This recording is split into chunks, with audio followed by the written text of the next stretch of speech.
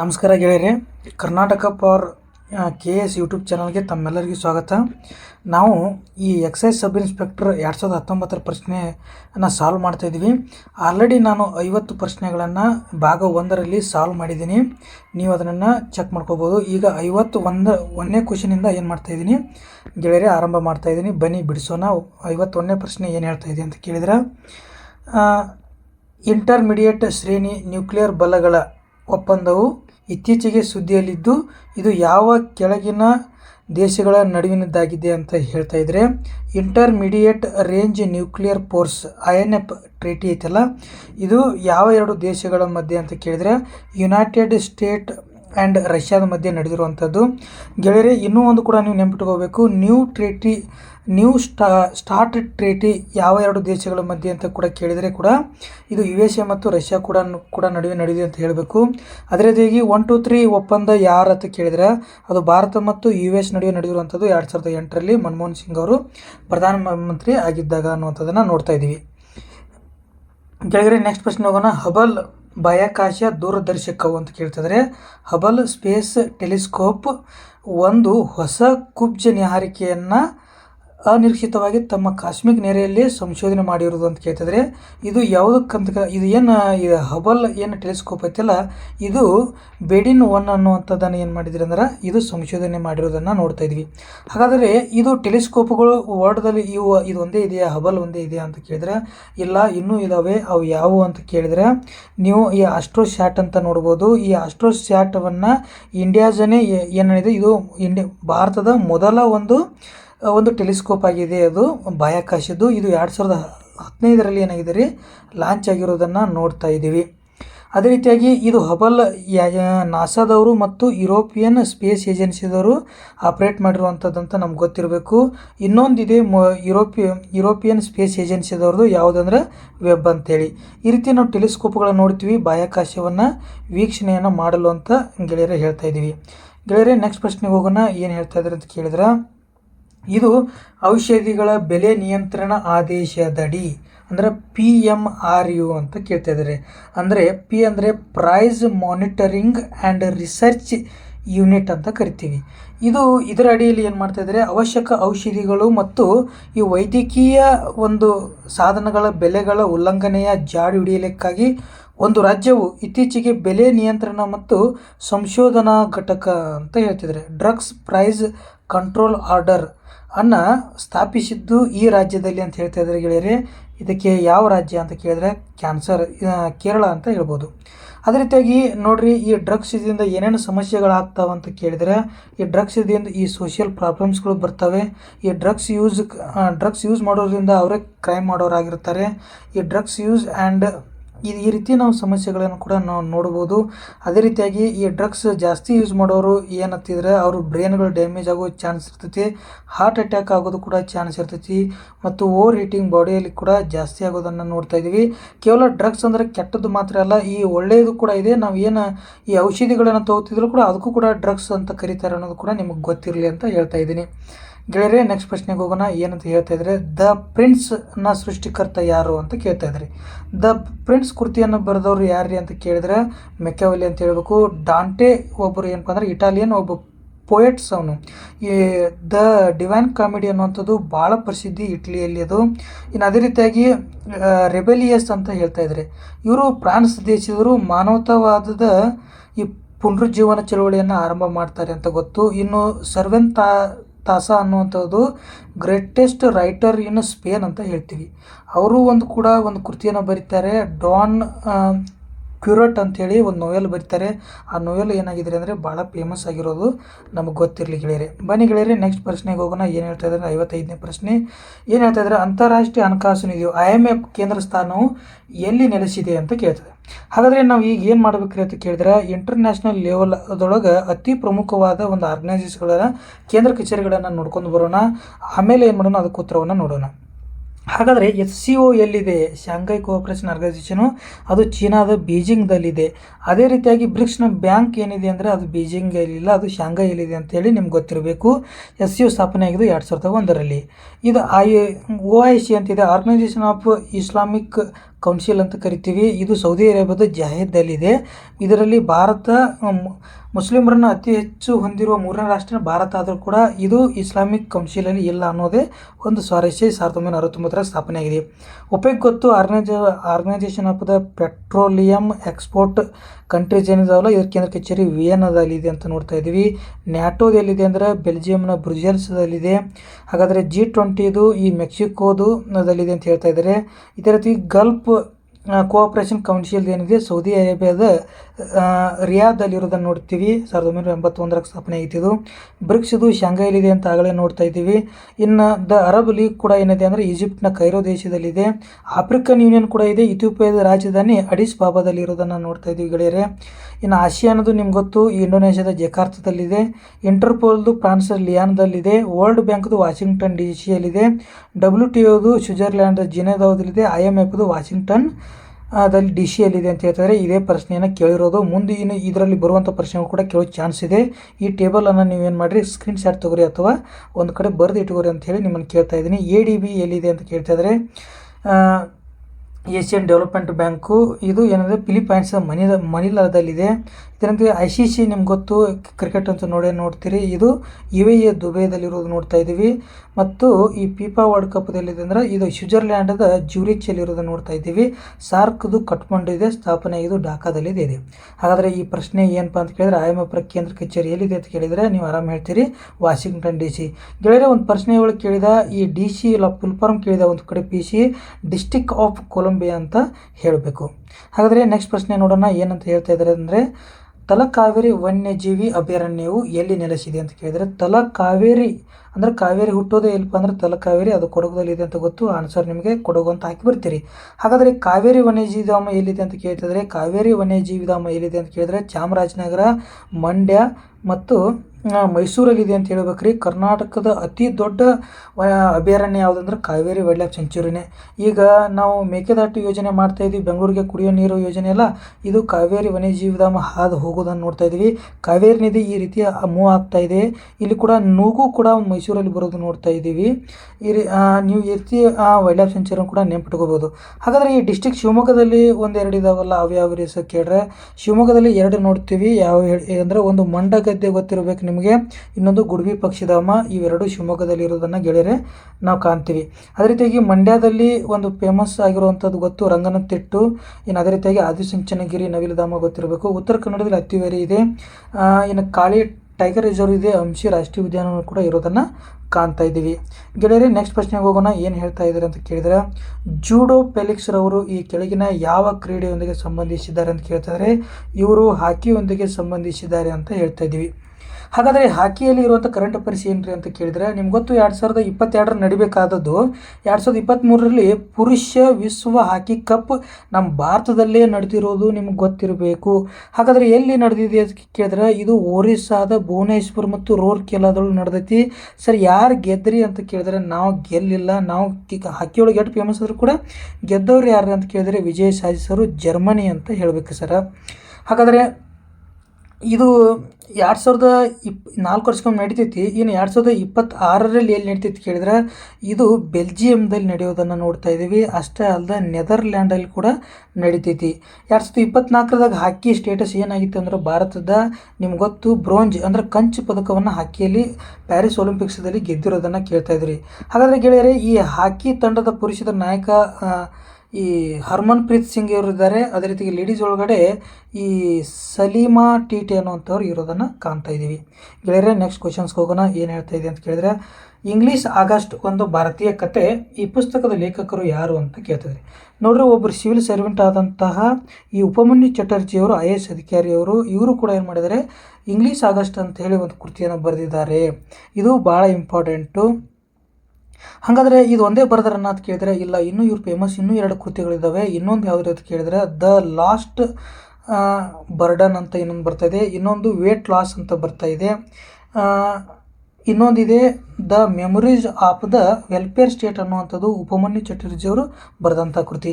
Sir ಇಲ್ಲಿ ವಿಕ್ರಮ್ ಶೇಟ್ ಅಂತ ಇದ್ದಾರಲ್ಲ, ಇವ್ರು ಯಾರು ಅಂತ ಕೇಳಿದ್ರೆ ಸುಟೇಬಲ್ ಬಾಯ್ ಮತ್ತು ದ ಗೋಲ್ಡನ್ ಗೇಟ್ ಅನ್ನುವಂಥದ್ದು ಎರಡು ಕೃತಿಗಳು ಏನಾಗ್ತವೆ ಅಂದರೆ ಇವರು ಮೋಸ್ಟ್ ಇಂಪಾರ್ಟೆಂಟ್ ಆಗ್ತಾವೆ. ಕಿರಣ್ ದೇಸಾಯಿ ಅವರು ನಿಮ್ಗೆ ಗೊತ್ತು the inheritance of the loss ಅನ್ನುವಂಥದ್ದು ಮ್ಯಾನ್ ಬುಕರ್ ಅವಾರ್ಡನ್ನು ತೊಗೊಂಡಿದ್ದಾರೆ. ಈ ಜಂಪಾ ಲೇವ್ರಿ ಅವರು ಯಾರು ಅಂತ ಕೇಳಿದ್ರೆ ಇವರು ಕೂಡ ಒಬ್ಬ ಲೇಖಕರೇ ಆಗಿದ್ದಾರೆ ಮತ್ತು ಇವರು ಬ್ರಿಟಿಷ್ ಭಾರತ ಲೇಖಕರಂತ ಹೇಳ್ತಾರೆ ಬಹುಶಃ, ಐ ಆಮ್ ನಾಟ್ ಶ್ಯೂರ. ಬಟ್ ಇವ್ರ ಕೃತಿ ಮತ್ತು ನೆನಪಿಡಲೇಬೇಕು ನೀವು, ಏನಪ್ಪ ಅಂದ್ರೆ ದ ನೇಮ್ ಸೇಕ್ ಅನ್ನುವಂಥ ಕೃತಿ ಜಂಪಾ ಲೇವ್ರಿ ಅವ್ರದ್ದು ನೆನಪಿಡಲೇಬೇಕು. ಕೇಳಿದ್ರೆ ನೆಕ್ಸ್ಟ್ ಕ್ವಶನ್ಸ್ಗೆ ಹೋಗೋಣ. ನೆಕ್ಸ್ಟ್ ಕ್ವಶನ್ಸ್ ಏನು ಹೇಳ್ತಾ ಇದ್ದಾರೆ ಕೇಳಿದ್ರೆ, ಹಾಗಾದರೆ ನೆಕ್ಸ್ಟ್ ಪ್ರಶ್ನೆ ರಾಮಾನುಜಾಚಾರ್ಯರು ಮತ್ತು ಯಾವ ಸಿದ್ಧಾಂತ ಅವ್ರದ್ದು ಅಂತ ಕೇಳಿದ್ರೆ ವಿಶಿಷ್ಟಾದ್ವೈತ. ಇದು ಮೇಲುಕೋಟೆಯಲ್ಲಿ ಅವರು ವೈಷ್ಣವ ಪಂಥವನ್ನು ಮಾಡಿದ್ದು, ವಿಷ್ಣುವರ್ಧನ ಸಹಾಯ ಮಾಡಿದ್ದು ರಾಜ ನಿಮಗೆ ಗೊತ್ತು. ಮಧ್ವಾಚಾರ್ಯರದು ನಿಮ್ಗೆ ಗೊತ್ತು ದ್ವೈತ, ಶಂಕರಾಚಾರ್ಯದು ಅದ್ವೈತ ಅಂತೇಳಿ, ಲಿಂಬಕಾಚಾರ್ಯರದು ಶುದ್ಧಾದ್ವೈತ, ಅದೇ ರೀತಿಯಾಗಿ ವಲ್ಲಭಾಚಾರ್ಯರದು ಯಾವುದ್ರಿ ಅಂದ್ರೆ ಲಿಂಬಕಾಚಾರ್ಯದು ದ್ವೈತಾದ್ವೈತ, ವಲ್ಲಭಾಚಾರ್ಯದು ಶುದ್ಧಾದ್ವೈತ ಅಂಥೇಳಿ ನೆನಪಿಟ್ಟುಕೋರಿ. ಇವು 4 ಇಂಪಾರ್ಟೆಂಟ್ ಆಗ್ತವೆ. ಆನ್ಸರ್ ಯಾವುದಾಗುತ್ತೆ ಅಂತ ಕೇಳಿದ್ರೆ ಇದರಲ್ಲಿ ಒಂದು ಆಗ್ತೈತಿ. ಗೆಳೆಯರೆ ನೆಕ್ಸ್ಟ್ ಕ್ವಶನ್ಸ್ ಹೋಗೋಣ. ನೆಕ್ಸ್ಟ್ ಕ್ವಶನ್ಸ್ ಏನು ಹೇಳ್ತಿದ್ದಾರೆ ಅಂತ ಕೇಳಿದ್ರೆ, ಪರ್ವತ ಕಣಿಗಳು ಮತ್ತು ರಾಜ್ಯಗಳು ಇವು ಭಾಳ ಇಂಪಾರ್ಟೆಂಟ್ ಆಗಿರುವಂಥ ಕಾನ್ಸೆಪ್ಟ್. ಇವು ನೀವು ಒಂದು ಸಲ ಎಲ್ಲವನ್ನು ನೋಡಲೇಬೇಕು. ಹಾಗಾದರೆ ದಿಹಾಂಗ್ ಎಲ್ಲಿದೆ ಅಂದರೆ ಅರುಣಾಚಲ್ ಪ್ರದೇಶದಲ್ಲಿದೆ. ಅದೇ ರೀತಿಯಾಗಿ ಜಿಲೆಪುಲ ಎಲ್ಲಿದೆ ಅಂತ ಗೊತ್ತು, ನೀವು ಸಿಕ್ಕಿಂದಲ್ಲಿದೆ. ಇನ್ನು ಡೆಪ್ಸಾ ಎಲ್ಲಿದೆ ಅಂತ ಕೇಳಿದ್ರೆ ಇದು ಡೆಪ್ಸಾ ಕಂಡು ಬರೋದು ಹಿಮಾಚಲ ಪ್ರದೇಶದಲ್ಲಿ ಕಂಡು ಬರುತ್ತದೆ. ಹಾಗಾದರೆ ಕಾರ್ದುಂಗ್ಲಾ ಎಲ್ಲಿ ಕಂಡು ಬರುತ್ತದೆ ಅಂದರೆ ಜಮ್ಮು ಕಾಶ್ಮೀರದಲ್ಲಿ ಕಂಡು ಬರುತ್ತದೆ. ಹಾಗಾದರೆ ಇದಕ್ಕೆ ಆನ್ಸರ್ ಯಾವುದಾಗುತ್ತೆ ನೋಡಿರಿ, A4 ಆದರೆ ಒಂದೇ ಆಪ್ಷನ್ಸ್ ಕಡೆ ಇದೆ, ಇಲ್ಲಿದೆ. ಹಾಗಾದರೆ 4 ಆನ್ಸರ್ ಆಗುತ್ತೆ. ಈಗ ನಾವು ಏನು ಮಾಡೋಣ ಅಂತ ಕೇಳಿದ್ರೆ ಪ್ರತಿ ಸ್ಟೇಟ್ ವೈಸು ಯಾವ್ಯಾವ ಪಾಸ್ಗಳು ಬರ್ತವೆ ಅನ್ನುವಂಥದ್ದನ್ನು ಹೇಳಿದರೆ ನೋಡ್ಕೊಂಡು ಬರೋಣ. ಹಾಗಾದರೆ ಮೊದಲು ಏನು ಮಾಡೋಣ, ಜಮ್ಮು ಕಾಶ್ಮೀರ ಮತ್ತು ಈ ಲಡಾಖು ಎರಡು ಒಂದೇ ಇತ್ತು, ಮುಂಚೆ ಅಲ್ಲಿ ಭಾಳ ಕಂಡು ಬರ್ತಿದ್ದು. ಹಾಗಾದರೆ ಈಗ ಜಮ್ಮು ಕಾಶ್ಮೀರ ಬೇರೆ ಅರ್ಥ ಮಾಡ್ಕೋಬೇಕು, ಆಮೇಲೆ ಲಡಾಖಲ್ಲಿ ಕಂಡುಬರೋ ಬೇರೆ ಅರ್ಥ ಮಾಡ್ಕೋಬೇಕು. ಹಾಗಾದರೆ ಜಮ್ಮು ಕಾಶ್ಮೀರದಲ್ಲಿ ಇತ್ತೀಚೆಗೆ PSIಲಿ ಕೂಡ 402 ಒಳಗೆ ಕ್ವಶನನ್ನು ಕೂಡ ಕೇಳಿದ್ದಾನೆ. ಹಾಗಾದರೆ ಈ ಜೋಜಿಲಾ ಎಲ್ಲಿ ಕಂಡು ಬರುತ್ತೆ ಕೇಳಿದ್ರೆ ಈ ಜೋಜಿಲಾ ಕಂಡು ಬರೋದು ಕೂಡ ಎಲ್ರಿಗೆ ಹೇಳಿದ್ರೆ ಅಂದರೆ ಜಮ್ಮು ಕಾಶ್ಮೀರದಲ್ಲಿ. ಬನಿಹಾಲ್ ಕೂಡ ಎಲ್ಪ ಅಂದರೆ ಜಮ್ಮು ಕಾಶ್ಮೀರದಲ್ಲಿ. ಪೀರ್ ಪಂಜಾಲ ಕೂಡ ಕಂಡು ಬರುತ್ತದೆ, ಅದು ಜಮ್ಮು ಕಾಶ್ಮೀರದಲ್ಲಿ. ಇನ್ನೊಂದು ಬುರ್ಜಿಲಾ ಅಂತ ಕಂಡು ಬರುತ್ತದೆ, ಅದು ಜಮ್ಮು ಕಾಶ್ಮೀರದಲ್ಲಿ. ಹಾಗಾದರೆ ಲಡಾಖಲ್ಲಿ 2 ಕಂಡು ಬರ್ತವೆ. ಒಂದು ಯಾವುದ್ಯಾವ್ದು ರೂಪ ಅಂತ ಕೇಳಿದ್ರೆ ಕಾರ್ದುಂಗ್ಲಾ ಮತ್ತು 4 ಕಂಡು ಬರ್ತವೆ ಆ್ಯಕ್ಚುಲಿ. ಒಂದು ಕಾರ್ದುಂಗ್ಲಾ, ಇನ್ನೊಂದು ಚಾಂಗ್ಲಾ, ಲಾನಕ್ಲಾ ಮತ್ತು ಇಮ್ಶಾ ಅಂತ ಒಟ್ಟು 4 ಲಡಾಖಲ್ಲಿ ಕಂಡು ಬರೋದನ್ನು ನೋಡ್ತಾ ಇದ್ದೀವಿ. ಗೆಳೆಯರೆ ನಿಮಗೆ ನೆಕ್ಸ್ಟ್ ಗೊತ್ತಿರಲಿ, ಹಿಮಾಚಲ ಪ್ರದೇಶದಲ್ಲೂ ಕೂಡ ಇಂಪಾರ್ಟೆಂಟು. ಒಂದು UPSC ಎಕ್ಸಾಮ್ದಲ್ಲಿ ಆ ಉತ್ತರದಿಂದ ದಕ್ಷಿಣ ಮಾಡಂತ ಹೇಳಿದ್ದಾನೆ. ನಮಗೆ ಉತ್ತರದಿಂದ ದಕ್ಷಿಣ ಮಾಡೋಕ್ಕೆ ಬರಲಿಲ್ಲ ಅಂದರೂ ಹಿಮಾಚಲ ಪ್ರದೇಶದಲ್ಲಿ ಕಂಡು ಬರುವ ಆದರೂ ಗೊತ್ತಿರಲಿ. ಒಂದು ಯಾವುದಪ್ಪ ಅಂದ್ರೆ ಈ ರೋಹಿಂಗ್ಟಾ ಅಂತ ಗೊತ್ತಿರಬೇಕು, ಎರಡನೇದು ದೆಪ್ಸಾ, ಇನ್ನೊಂದು ಶಿಪ್ಕಿಲಾ ಅಂಥೇಳಿ ನೆನಪಿರಲಿ. ಅದೇ ರೀತಿ ಉತ್ತರಾಖಂಡದಲ್ಲಿ ಮನಾ ಕಣಿವೆ ಕಂಡು ಬರುತ್ತದೆ. ಈ ಲಿಪು ಲೇಕು ಇವೆಲ್ಲ ಕಾಂಟ್ರವರ್ಸಿ ಇರುವಂಥದ್ದು ನಿಮಗೆ ಅವು ಕೂಡ ಗೊತ್ತಿದ್ದಾವೆ. ಹಾಗಾದರೆ ಸಿಕ್ಕಿಂದಲ್ಲಿ ಈ 2 ನೆನಪಿಡ್ರಿ, ಒಂದು ಜಿಲೆಪ್ಲಾ, ಒಂದು ನಾಥುಲಾ ಅನ್ನೋಂಥದ್ದು ಹೇಳ್ತಾ ಇದ್ದೀನಿ. ಗೆಳೆಯರೆ ಇಷ್ಟು ಪಾಸ್ಗಳನ್ನು ನೀವು ನೆನಪಿಟ್ಕೊಂಡ್ರಿ ಅಂತ ಕೇಳಿದ್ರೆ ಯಾವುದಾದ್ರೂ ಎಕ್ಸಾಮ್ದಾಗ ಬಂತು ಅಂದ್ರೆ ನೀವು ಆರಾಮನ್ನು ಆನ್ಸರ್ ಮಾಡ್ಬೋದು. ಗೆಳೆಯರೆ ನಾನು ನೆಕ್ಸ್ಟ್ ಪ್ರಶ್ನೆ ಹೋಗ್ತಾ ಇದ್ದೀನಿ. ನೆಕ್ಸ್ಟ್ ಪ್ರಶ್ನೆ ಏನು ಕೇಳ್ತಾ ಇದ್ದಾರೆ ಕೇಳಿದ್ರೆ, ಈ ಕೆಳಗಿನ ಯಾವ ದೇಶದಲ್ಲಿ ಇಪ್ಸ್ವಿಚ್ ಕಲ್ಲಿದ್ದಲು ಗಣಿಯು ನಿಕ್ಷೇಪವಿದೆ ಅಂತ ಕೇಳ್ತಾ ಇದ್ದಾರೆ. ಇಪ್ಸ್ವಿಚ್ ಎಲ್ಲಿದೆಪ್ಪ ಕೇಳಿದ್ರೆ ಆಸ್ಟ್ರೇಲಿಯಾದಲ್ಲಿದೆ. ಇನ್ನೊಂದು ಆಸ್ಟ್ರೇಲಿಯಾದಲ್ಲಿ ಭಾಳ ಫೇಮಸ್ ಆಗಿರುವಂಥದ್ದು ಯಾವುದಂದ್ರೆ ಈ ಹಂಟರ್ ವ್ಯಾಲಿ ಅಂತ ಹೇಳ್ಬೇಕ್ರಿ. ಇದು ಕೂಡ ಏನಾಗಿದೆ ಅಂತ ಕೇಳಿದ್ರೆ ಈ ಕಲ್ಲಿದ್ದಲು ಗಣಿಗೆ ಭಾಳ ಫೇಮಸ್ ಆಗಿದ್ದು. ನಮ್ಮಲ್ಲಿ ಜಾರ್ಖಂಡ್ನ ಜರಿಯಾ ಹೇಗೋ ಹಾಗೆ ವಿವಿಧ ದೇಶಗಳಲ್ಲಿ ಕೂಡ ಇದ್ದಾವೆ. ಚೀನಾದಲ್ಲಿ ಯಾವುದಿದೆ ಅಂತ ಕೇಳಿದ್ರೆ ಇದು ಚೀನಾದಲ್ಲಿ ಈ ಶಾನ್ಸಿ ಪ್ರಾಂತ್ಯ ಅಂತಿದೆ. ಆಸ್ಟ್ರೇಲಿಯಾದ ಈ 2 ನೋಡ್ಕೊಂಡ್ವಿ. ಅಮೇರಿಕಾದಲ್ಲಿ 2, ಒಂದು ಅಪ್ಲೇಷಿಯನ್ ಬೇಸಿನ್ ಇದೆ, ಒಂದು ಪೌಡರ್ ರಿವರ್ ಬೇಸಿನ್ ಕೂಡ ನೀವು ನೆನಪಿಟ್ಟುಕೊಳ್ಬೇಕ್ರಿ. ರಷ್ಯಾದಾಗ ಕುಜ್ನೆಟ್ಸ್ಕ್ ಬೇಸಿನ್ ಕೂಡ ಇದೆ. ಜರ್ಮನಿದೊಳಗೆ ರೇ ಲ್ಯಾಂಡ್ ಅಂತ ಒಂದು ಬರುತ್ತೆ, ರೈಲ್ಯಾಂಡ್ ಅಂತೇಳಿ, ಅದು ಕೂಡ ಈ ಕಲ್ಲಿದ್ದಲು ಗಣಿಗೆ ಕೂಡ ಏನಾಗಿದ್ದಾರೆ ಫೇಮಸ್ ಆಗಿರೋದನ್ನು ನೋಡ್ತಾ ಇದ್ವಿ. ಪ್ರಮುಖ ವರ್ಲ್ಡ್ ಫೇಮಸ್ ಕಲ್ಲಿದ್ದಲು ಗಣಿಗಳನ್ನು ನೆನಪಿಟ್ಕೋರಿ ಮತ್ತು ಹೇಳ್ತಾ ಭಾರತದಲ್ಲಿ ಕಲ್ಲಿದ್ದಲು ಗಣಿಗಳು ಕೂಡ ನೀವು ಏನು ಮಾಡ್ಬೇಕ್ರಿ ನೆನಪಿಟ್ಕೋಬೇಕು. ಕರ್ನಾಟಕದ ಕೂಡ ನೆನಪಿಟ್ಕೋಬೇಕು. ಹಾಗಾದರೆ 62ನೇ ಪ್ರಶ್ನೆಗೆ ಹೋಗೋಣ ಗೆಳೆಯರೆ. 62ನೇ ಪ್ರಶ್ನೆ ಏನು ಹೇಳ್ತಾ ಇದೆ ಅಂದರೆ ವರ್ಗಾವಣೆ ಬೇಸಾಯ. ನಿಮ್ಗೆ ಗೊತ್ತು ಈ ಶಿಫ್ಟಿಂಗ್ ಕಲ್ಟಿವೇಷನ್ ಬಗ್ಗೆ, ಸ್ಥಳಾಂತರ ಬೇಸಾಯ ಅಂತ ಕರಿತೀವಲ್ಲ, ಅದೇ ಕೇಳ್ತಾ ಇದ್ದಾರೆ. ಈ ವರ್ಗಾವಣೆ ಬೇಸಾಯ ಇದೆಯಲ್ಲ ವಿವಿಧ ದೇಶಗಳಲ್ಲಿ ವಿವಿಧ ಹೆಸರುಗಳಿಂದ ತಿಳಿದು ಬಂದೈತಿ. ಈ ಕೆಳಗಿನ ಯಾವ ದೇಶದಲ್ಲಿ ಅದನ್ನು ರೋಕಾ ಎಂದು ಕರೆಯುತ್ತಾರೆ ಅಂತ ಕೇಳ್ತಾ ಇದ್ದಾರೆ. ಹಾಗಾದರೆ ಈ ರೋಕಾ ಎಲ್ಲಿ ಕಂಡು ಬರ್ತೈತಿ ಅಂತ ಕೇಳಿದ್ರೆ ಉಳ್ಕಿದ್ದು ನಿಮ್ಗೆ ಗೊತ್ತು, ಕರ್ನಾಟಕದೊಳಗೆ ಗೊತ್ತು, ಈ ಪೋಡು ಕರ್ನಾಟಕದಲ್ಲಿ ಗೊತ್ತು, ಕಮರಿ ಈ ಸಲ KSL ಎಕ್ಸಾಮ್ದಲ್ಲಿ ಕೇಳಿ ಗೊತ್ತು, ಪಟಾ ಒಡಿಶಾದಲ್ಲಿ ಗೊತ್ತು. ಇನ್ನು ರೇ ಅನ್ನುವಂಥದ್ದು ಉತ್ತರಾಖಂಡದಲ್ಲಿದೆ, ಜೂಮ್ ಎಲ್ಲಿದೆ ಆಸಾಮ್ದಲ್ಲಿದೆ, ಮತ್ತು ಛತ್ತೀಸ್ಗಢದಲ್ಲಿ ಕುರ್ಮಾ ಇದೆ, ಮತ್ತು ಇವೆಲ್ಲ ನಿಮ್ಗೆ ಆನ್ಸರ್ ಗೊತ್ತು. ಹಾಗಾದರೆ ಇವ್ರು ಕೇಳ್ತಾ ಇರೋದು ಏನಂದ್ರೆ ವರ್ಲ್ಡ್ ಫೇಮಸ್ ಆಗಿರುವಂಥದ್ದು ಇದಕ್ಕೆ ಉತ್ತರ ರೋಕ ಯಾವುದಪ್ಪ ಅಂದ್ರೆ ಬ್ರೆಜಿಲು. ಸರ್ ಅದು ಅಂದರೆ ಏನು ರೀ ಅಂತ ಕೇಳಿದ್ರೆ, ಇನ್ನೊಂದು ಎಕ್ಸಾಮ್ ಮೌಲಾನಾ ಎಕ್ಸಾಮ್ದಾಗ ಕೇಳಿದರು, ಇದರೊಳಗೆ ಯಾವುದ್ರು ಇಂಡೋನೇಷ್ಯಾದಲ್ಲಿ ಯಾವ್ದು ಕಂಡು ಬರುತ್ತೆ ಕೇಳಿದರು. ಇಂಡೋನೇಷ್ಯಾದಲ್ಲಿ ಮತ್ತು ಮಲೇಷ್ಯಾದಲ್ಲಿ ಅದು ಒಂದೇ ಕಂಡು ಬರೋದು ಗೆಳೆಯರೆ. ಅದು ಯಾವ್ದು ನೆನಪಿಟ್ಕೋಬೇಕು ನೀವು, ಲಡಾಂಗ್ ಅಂತ ನೆನಪಿಟ್ಕೋಬೇಕು. ಯಾವುದ್ರಿ ಅಂದರೆ ಲಡಾಂಗ. ಹಾಗಾದರೆ ಫಿಲಿಪೈನ್ಸ್ದಾಗ ಯಾವ್ದು ಕಂಡು ಬರ್ತೈತಿ ಕೇಳಿದ್ರೆ ಕಂಗಿನ್ ಅನ್ನುವಂಥದ್ದನ್ನು ಕಂಡು ಬರ್ತೀವಿ. ರೊಕ್ಕ ಬ್ರೆಜಿಲ್ ಅಂತ ನೋಡಿದ್ದೀವಿ. ಅದೇ ರೀತಿಯಾಗಿ ಚೆನ್ ಎಲ್ಲಿ ಕಂಡು ಬರುತ್ತೆ ಅಂದರೆ ಚೆನ್ ಎಲ್ಲಿ ಅಂದರೆ ಚೀನಾದಾಗಲ್ಲ, ಇದು ಶ್ರೀಲಂಕಾದಾಗ ಕಂಡು ಬರುವಂಥದ್ದು. ಕುನುಕೋ ಎಲ್ಲಿ ಬರುತ್ತೆ ಅಂದರೆ ವೆನಿಜುವೆಲಾ ಕಂಡು ಬರ್ತೈತಿ.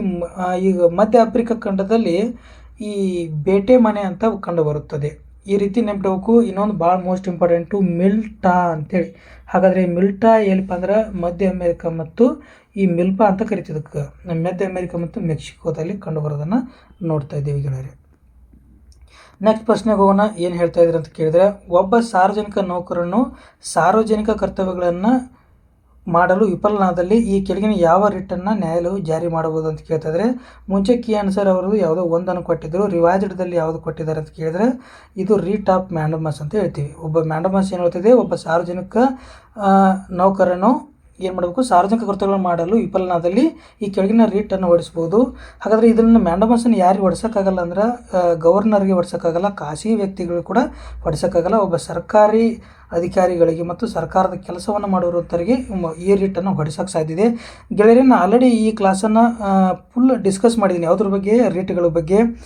ಸಂಪೂರ್ಣವಾಗಿ ರೇಟ್ಗಳು ಅಧಿಕಾರ ಯಾರು ಜಾಸ್ತಿ ಇದೆ ಅನ್ನುವಂಥದ್ದನ್ನು ಕೂಡ ನಾನು ಚರ್ಚೆ ಮಾಡಿದ್ದೀನಿ. ಅದನ್ನು ನೀವು ಪ್ರೀವಿಯಸ್ ಕ್ಲಾಸ್ಗಳಲ್ಲಿ ನೋಡ್ಬೋದು. ನಾನು ನಿಮ್ಗೆ ಏನು ಮಾಡ್ತಾ ಇದ್ದೀನಿ ಅದನ್ನ ಸ್ಯಾಂಪಲನ್ನು ಇಲ್ಲಿ ತೋರಿಸ್ತಾ ಇದ್ದೀನಿ, ಬನ್ನಿ ನೋಡೋಣ. ಅಂದರೆ ಅದು ಸುಪ್ರೀಂ ಕೋರ್ಟ್ ರೇಟ್ಗಳನ್ನು ಹೊರಿಸಿದರೆ 226 ಪ್ರಕಾರ ಏನಪ್ಪ ಅಂದರೆ ಹೈಕೋರ್ಟ್ ರಿಟ್ಗಳು ಮಾಡಿಸುವಂಥ ಅಧಿಕಾರವನ್ನು ಪಡೆದುಕೊಳ್ಳುತ್ತದೆ. ಹಾಗಾದರೆ ರಿಟ್ಗಳು ಎಷ್ಟಿದಾವೆ ಅಂತ ಕೇಳಿದ್ರೆ 6 ರಿಟ್ಗಳಿವೆ 32ನೇ ಆರ್ಟಿಕಲ್ ಅಲ್ಲಿ. ಹಾಗಾದ್ರೆ ಒಂದೇದು ಹಿಬಿಯಸ್ ಕಾರ್ಪಸ್ ಅನ್ನು ನೋಡ್ತಾ ಇದ್ವಿ, ಮ್ಯಾಂಡಮಸ್ ಅನ್ನು ನೋಡ್ತಾ ಇದ್ವಿ, ಈ ಸಚಿವರಲ್ಲಿ ಪ್ರಾಹಿಬಿಷನ್ ಕೋಆರ್ಡಿನೇಟ್ ನೋಡ್ತಾ ಇದೀವಿ. ಇದ್ರಲ್ಲಿ ನೀವು ಈಗ ಹಿಬಿಯಸ್ ಕಾರ್ಪಸ್ ಅನ್ನು ಏನಂತ ಹೇಳ್ತಾರೆ, ಇದು ಮೀನಿಂಗ್ ಅನ್ನು ನೋಡ್ಕೋಬೇಕು. ಯು ಮೇ ಹ್ಯಾವ್ ಬಾಡಿ ಅಂತ ಹೇಳಿ, ಅದೇ ಮ್ಯಾಂಡಮಸ್ ಈ ಕಮಾಂಡ್ ಅಂತ ಹೇಳಿ, ಸಚಿವರದು ಟು ಬಿ ಸರ್ಟಿಫೈಡ್ ಅಂತ ಹೇಳ್ತಾ ಇದೀವಿ, coordinate what is your authority ಅಂತ ಹೇಳ್ತಾ ಇದೀವಿ. ಹಾಗಾದ್ರೆ ರಿಟ್ಗಳ ಅಧಿಕಾರ ವ್ಯಾಪ್ತಿ ಗೆಳೆಯರೆ, ರೇಟ್ಗಳ ಬಗ್ಗೆ ಪ್ರೀವಿಯಸ್ ಕ್ಲಾಸಲ್ಲಿ ನಾನು ಡಿಸ್ಕಸ್ ಮಾಡಿದ್ದೀನಿ. ಈಗ ಡಿಸ್ಕಸ್ ಮಾಡೋಕ್ಕೆ ಹೋಗ್ತಾ ಇಲ್ಲ, ನೆಕ್ಸ್ಟ್ ಕ್ವಶನ್ಗೆ ಹೋಗೋಣ. ಏನು ಹೇಳ್ತಾ ಇದೆ ಅಂದರೆ ಪ್ರಾಣಿಗಳು ಮತ್ತು ವನ್ಯಜೀವಿ ಅಭಯಾರಣ್ಯಗಳ ಬಗ್ಗೆ ಕ್ವಶನ್ ಕೇಳ್ತಾ ಇದ್ದಾರೆ. ಯಾವುದಲ್ಲಿ ಯಾವ ಜೇಂಕಾರ, ಎಡಹಳ್ಳಿ ಜೇಂಕಾರ ನಿಮಗೆ ಭಾಳ ಫೇಮಸ್ ಆಗಿರುತ್ತದೆ. ರಾಣೆಬೆನ್ನೂರ ಬ್ಲ್ಯಾಕ್ ಬಕ್ ಕೂಡ ನಿಮ್ಗೆ ಗೊತ್ತಿರುವಂಥದ್ದು. ಹಾಗಾದರೆ ಇನ್ನು 4 ಕೊಂಬಿನ ಜಿಂಕೆ ಇದು ರಂಗಯ್ಯ ದುರ್ಗ ಗೊತ್ತಿರಲಿ. ಸ್ಲಾತ್ ಕರಡಿ ಏನಪ್ಪ ಅಂದರೆ ದಾರೋಜಿ. ಇನ್ನೊಂದು ಗುಡುಕೋಟೆಯೊಳಗೂ ಕೂಡ ಏನು ಮಾಡಿದೆ ಅಂದರೆ ಈ ಕರಡಿ ಒಂದು ಅಭಯಾರಣ್ಯ ಇರೋದನ್ನು ಕೂಡ ನೋಡ್ತಾ ಇದ್ದೀವಿ ಗೆಳೆಯರೆ. ಬನ್ನಿ ನೆಕ್ಸ್ಟ್ ಕ್ವಶನ್ಸ್ಗೆ ಹೋಗೋಣ. ಈ ಕೆಳಗಿನ ಯಾವ ತಿದ್ದುಪಡಿಗಳಿಂದ ಆಸ್ತಿ ಹಕ್ಕನ್ನು ಮೂಲಭೂತ ಹಕ್ಕುಗಳಿಂದ ತೆಗೆದು ಹಾಕಲಾಯಿತು ಕೇಳ್ತಾರೆ. ಇದು ಭಾಳ ಬಾರಿ ಕೇಳಿರುವಂಥದ್ದು. ಹಾಗಾದರೆ ಆಸ್ತಿ ಹಕ್ಕು ಸರ್ ಎಲ್ಲಿತ್ತು ಅಂತ ಕೇಳಿದರೆ 19F ಅಲ್ಲಿ ಇತ್ತು.